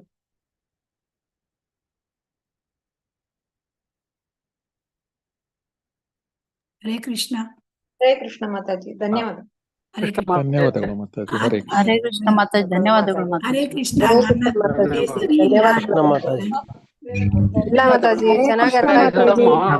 ಧನ್ಯವಾದಗಳು. ಹಾಗೆ ಮಾಡಿದ್ದೇನೆ. ಕಂಪ್ಯಾರಿಸಮ್ ಇದು ನಿನ್ನೆ ಮಾಡ್ಲಿಕ್ಕಿನ ತುಂಬಾ ಚೆನ್ನಾಗಿತ್ತು. ಇವತ್ತು ಇದು ಪ್ರವಚನ ನಿಧಾನವಾಗಿ ತುಂಬಾ ಮಾಡಿದ್ದೇನೆ. ಚೆನ್ನಾಗಿತ್ತು ಇವತ್ತು ಪ್ರವಚನ. ವೆರಿ ಗುಡ್ ಎಕ್ಸಲೆಂಟ್ ಆಗಿತ್ತು ಇವತ್ತು, ಎಕ್ಸಲೆಂಟ್ ಆಗಿತ್ತು. ಇದೇ ತರ ನೀವು ಮಾಡಿ ನಮ್ಗೆ ತುಂಬಾ ಇದು ಆಯ್ತು. ಆಮೇಲೆ ಮಾತಾಜಿ, ಇದು ಷಡ್ಗೋ ಸ್ವಾಮಿಯಲ್ಲಿ ಇಬ್ರು ಮಾತ್ರ ಇದು ಗುರು ಪರಂಪರೆಯಲ್ಲಿ ಬರ್ತಾರ, ಮಿಕ್ಕಿದವ್ರು ಬರಲ್ವಾ? ಎಲ್ಲರೂ ಗುರು ಪರಂಪರೆಯಿಂದ ಬರ್ತಾರೆ. ಎಲ್ಲರೂ ಗುರು ಪರಂಪರೆಯಲ್ಲಿ ಇದ್ದಾರೆ ಷಡ್ ಗೋಸ್ವಾಮಿಗಳು. ಇಲ್ಲಿ ದೀಕ್ಷಾ ಗುರು ಅಲ್ಲ, ನಮ್ಗೆ ಇಲ್ಲಿ ಭಗವದ್ಗೀತೆ ದೀಕ್ಷಾ ಗುರು ಲಿಸ್ಟ್ ಅಲ್ಲಿ, ದೀಕ್ಷಾ ಗುರುಗಳದ್ದು ಭಗವದ್ಗೀತೆನಲ್ಲಿ ಅವ್ರ ಇಬ್ಬರು ಮಾತ್ರ ಹೆಸರು ಬರ್ತದೆ, ರೂಪ ಗೋಸ್ವಾಮಿ ಆಮೇಲೆ ರಘುನಾಥ್ ಗೋಸ್ವಾಮಿ. ನೀವು ಮುಂದೆ ಮುಂದೆ ಹೆಸರು ಬರ್ತಾ ಇಲ್ಲ. ಹರೇ ಕೃಷ್ಣ. ಎಲ್ಲರೂ ಬರ್ತಾರೆ. ರೂಪ ಗೋಸ್ವಾಮಿ, ಸನಾತನ ಗೋಸ್ವಾಮೀಜಿ, ಜೀವ ಗೋಸ್ವಾಮಿ, ರಘುನಾಥ ಗೋಸ್ವಾಮಿ, ರಘುನಾಥ ದಾಸ ಗೋಸ್ವಾಮಿ, ರಘುನಾಥ ಭಟ್ಟ ಗೋಸ್ವಾಮಿ, ಆಮೇಲೆ ಗೋಪಾಲ ಗೋಸ್ವಾಮಿ, ಗೋಪಾಲ ಭಟ್ಟ ಗೋಸ್ವಾಮಿ, 6 ಜನ ಗೋಸ್ವಾಮಿ. ಎಲ್ಲರೂ ಕೂಡ ಸಂಪ್ರದಾಯದಲ್ಲಿ ಬಂದವರೇ. ಆಯ್ತಾ? ಈಗ ಗೋಪಾಲ ಭಟ್ಟ ಗೋಸ್ವಾಮಿ ಎಲ್ಲಿಂದ ಬಂದ್ರು ಹೇಳಿ? ನೀವು ಹೇಳಿದ್ದೀರಿ. ಈಗ ಅವರು ಎಲ್ಲಿಂದ ಬಂದ್ರು? ಶ್ರೀರಂಗ ಕ್ಷೇತ್ರದಿಂದ ಬಂದಿದ್ದಾರೆ, ವೆಂಕಟ ಭಟ್ಟರ ಮಗ. ಆಯ್ತಾ? ಅವರ ಬಗ್ಗೆ ನಾವು ರೂಪ, ಇವತ್ತು 3 ಜನ ಗೋಸ್ವಾಮಿ, ರೂಪ ಗೋಸ್ವಾಮಿ, ಸನಾತನ ಗೋಸ್ವಾಮಿ ಮತ್ತೆ ಜೀವ ಗೋಸ್ವಾಮಿ. ಮುಂದೆ ಬರ್ತದೆ ಸನಾತನ ಗೋಸ್ವಾಮಿ. ನಾವು ಅವರಿಬ್ಬರು ಅಣ್ಣ ತಮ್ಮ. ಅವರು ಅವರ ಅಣ್ಣ ತಮ್ಮ ಅವರಿಬ್ರು ಅಣ್ಣ ತಮ್ಮ ಅವ್ರು ಬಂದಿದ್ದಾರೆ. ಜೀವ ಗೋಸ್ವಾಮಿ ಅವರ ನೇವಿಯು, ಜೀವ ಗೋಸ್ವಾಮಿ ಅವರ ಸೋದರಿಯ ಮಗ. ಆಯ್ತಾ? ನೀವೇ? ಹಾ, ಹರೇ ಕೃಷ್ಣ. ಸರಿ ಸರಿ. ಹರೇ ಕೃಷ್ಣ. ಹರೇ ಕೃಷ್ಣ. ಓಕೆ ಮಾತಾಜಿ. ಆಯ್ತು. ಓಕೆ, ಥ್ಯಾಂಕ್ ಯು ಮಾತಾಜಿ. ಓಕೆ, ಹರೇ ಕೃಷ್ಣ. ಮತ್ತೇನಾದ್ರು ಪ್ರಶ್ನೆಗಳಿಲ್ಲ ಅಂದ್ರೆ ನಾನು ಮುಗಿಸ್ತೀನಿ. ಹರೇ ಕೃಷ್ಣ. ಧನ್ಯವಾದಗಳು ಮಾತಾಜಿ. ಹರೇ ಕೃಷ್ಣ. ಧನ್ಯವಾದಗಳು. ವಾಂಛಾಕಲ್ಪತರುಭ್ಯಶ್ಚ ಕೃಪಾ ಸಿಂಧುಭ್ಯ ಏವ ಚ ಪತಿತಾನಾಂ ಪಾವನೇಭ್ಯೋ ವೈಷ್ಣವೇಭ್ಯೋ ನಮೋ ನಮಃ. ಹರೇ ಕೃಷ್ಣ ಕೃಷ್ಣ ಕೃಷ್ಣ ಹರೇ ಹರೇ, ಹರೇ ರಾಮ ರಾಮ ರಾಮ ಹರೇ ಹರೇ, ಹರೇ ಕೃಷ್ಣ ಕೃಷ್ಣ ಕೃಷ್ಣ ಹರೇ ಹರೇ, ಹರೇ ರಾಮ ರಾಮ ರಾಮ ಹರೇ ಹರೇ, ಹರೇ ಕೃಷ್ಣ ಕೃಷ್ಣ ಕೃಷ್ಣ ಹರೇ ಹರೇ, ಹರೇ ರಾಮ ರಾಮ ರಾಮ ಹರೇ ಹರೇ. श्री श्री राधा गोविंद की जय, श्री श्री गौरनिताय की जय, श्रील प्रभुपाद की जय, श्री चैतन्य महाप्रभु की जय. Hare Krishna. Thank you everybody. Hare Krishna. ಧನ್ಯವಾದಗಳು. ಹರೇ ಕೃಷ್ಣ ಮಾತಾಜಿ, ಧನ್ಯವಾದಗಳು.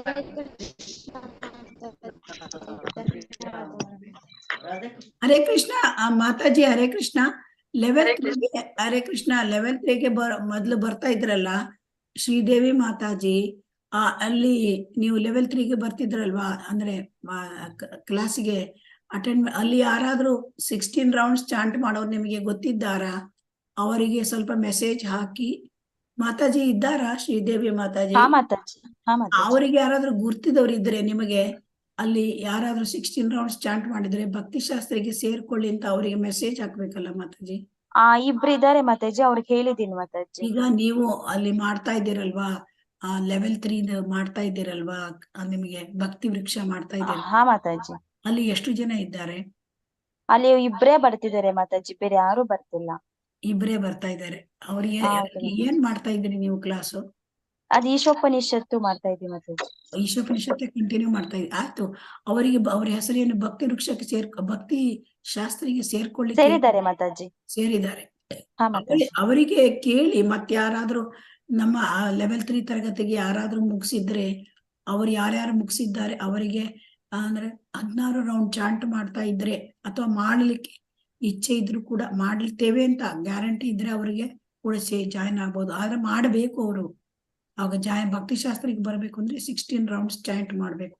ಅವರಿಗೆ ಹೇಳ್ತೀನಿ ಮಾತಾಜಿ. ಅವರಿಗೆ ಯಾರಾದ್ರೂ ಗುರ್ತದವ್ರು ಇದ್ರೆ ಅವರ ಬ್ಯಾಚಿನಲ್ಲಿ, ಆಯ್ತಾ? ಅವ್ರು ಏನಾದ್ರು ಲೆವೆಲ್ 3 ಮುಗಿಸಿದ್ದಾರೆ, 16 ರೌಂಡ್ ಚಾಂಟ್ ಮಾಡ್ತಾ ಇದ್ದಾರೆ ಅಂದ್ರೆ ಈಗ ಈ 7th ಇಂದ ಕ್ಲಾಸ್ ಸ್ಟಾರ್ಟ್ ಆಗತ್ತೆ. ಅದಕ್ಕೆ ಹರೇ ಕೃಷ್ಣ. ಓಕೆ ಮಾತಾಜಿ. ಆಯ್ತಾ? ಆಯ್ತು ಮಾತಾಜಿ. ಅದು ಲಿಂಕ್ ಬೇಕಾದ್ರೆ ಹೇಳಿ, ನಾನು ಕಳಿಸ್ತೇನೆ. ಆದ್ರೆ ಆಕ್ಚುಲಿ ಇವತ್ತು ಹಾಕಿದ್ದೇನೆ ಲಿಂಕಿಗೆ ನಾನು. ಅವರಿಗೆ ಬೇಕಾದ್ರೆ ಕೇಳಿ, ಆಯ್ತಾ? ಹರೇ ಕೃಷ್ಣ. ಓಕೆ ಮಾತಾಜಿ. ಹರೇ ಕೃಷ್ಣ. ಧನ್ಯವಾದ. ಧನ್ಯವಾದಗಳು ಮಾತಾಜಿ. ಹರೇ ಕೃಷ್ಣ. ಹರೇ ಕೃಷ್ಣ. ಎಲ್ಲರಿಗೂ ಧನ್ಯವಾದ.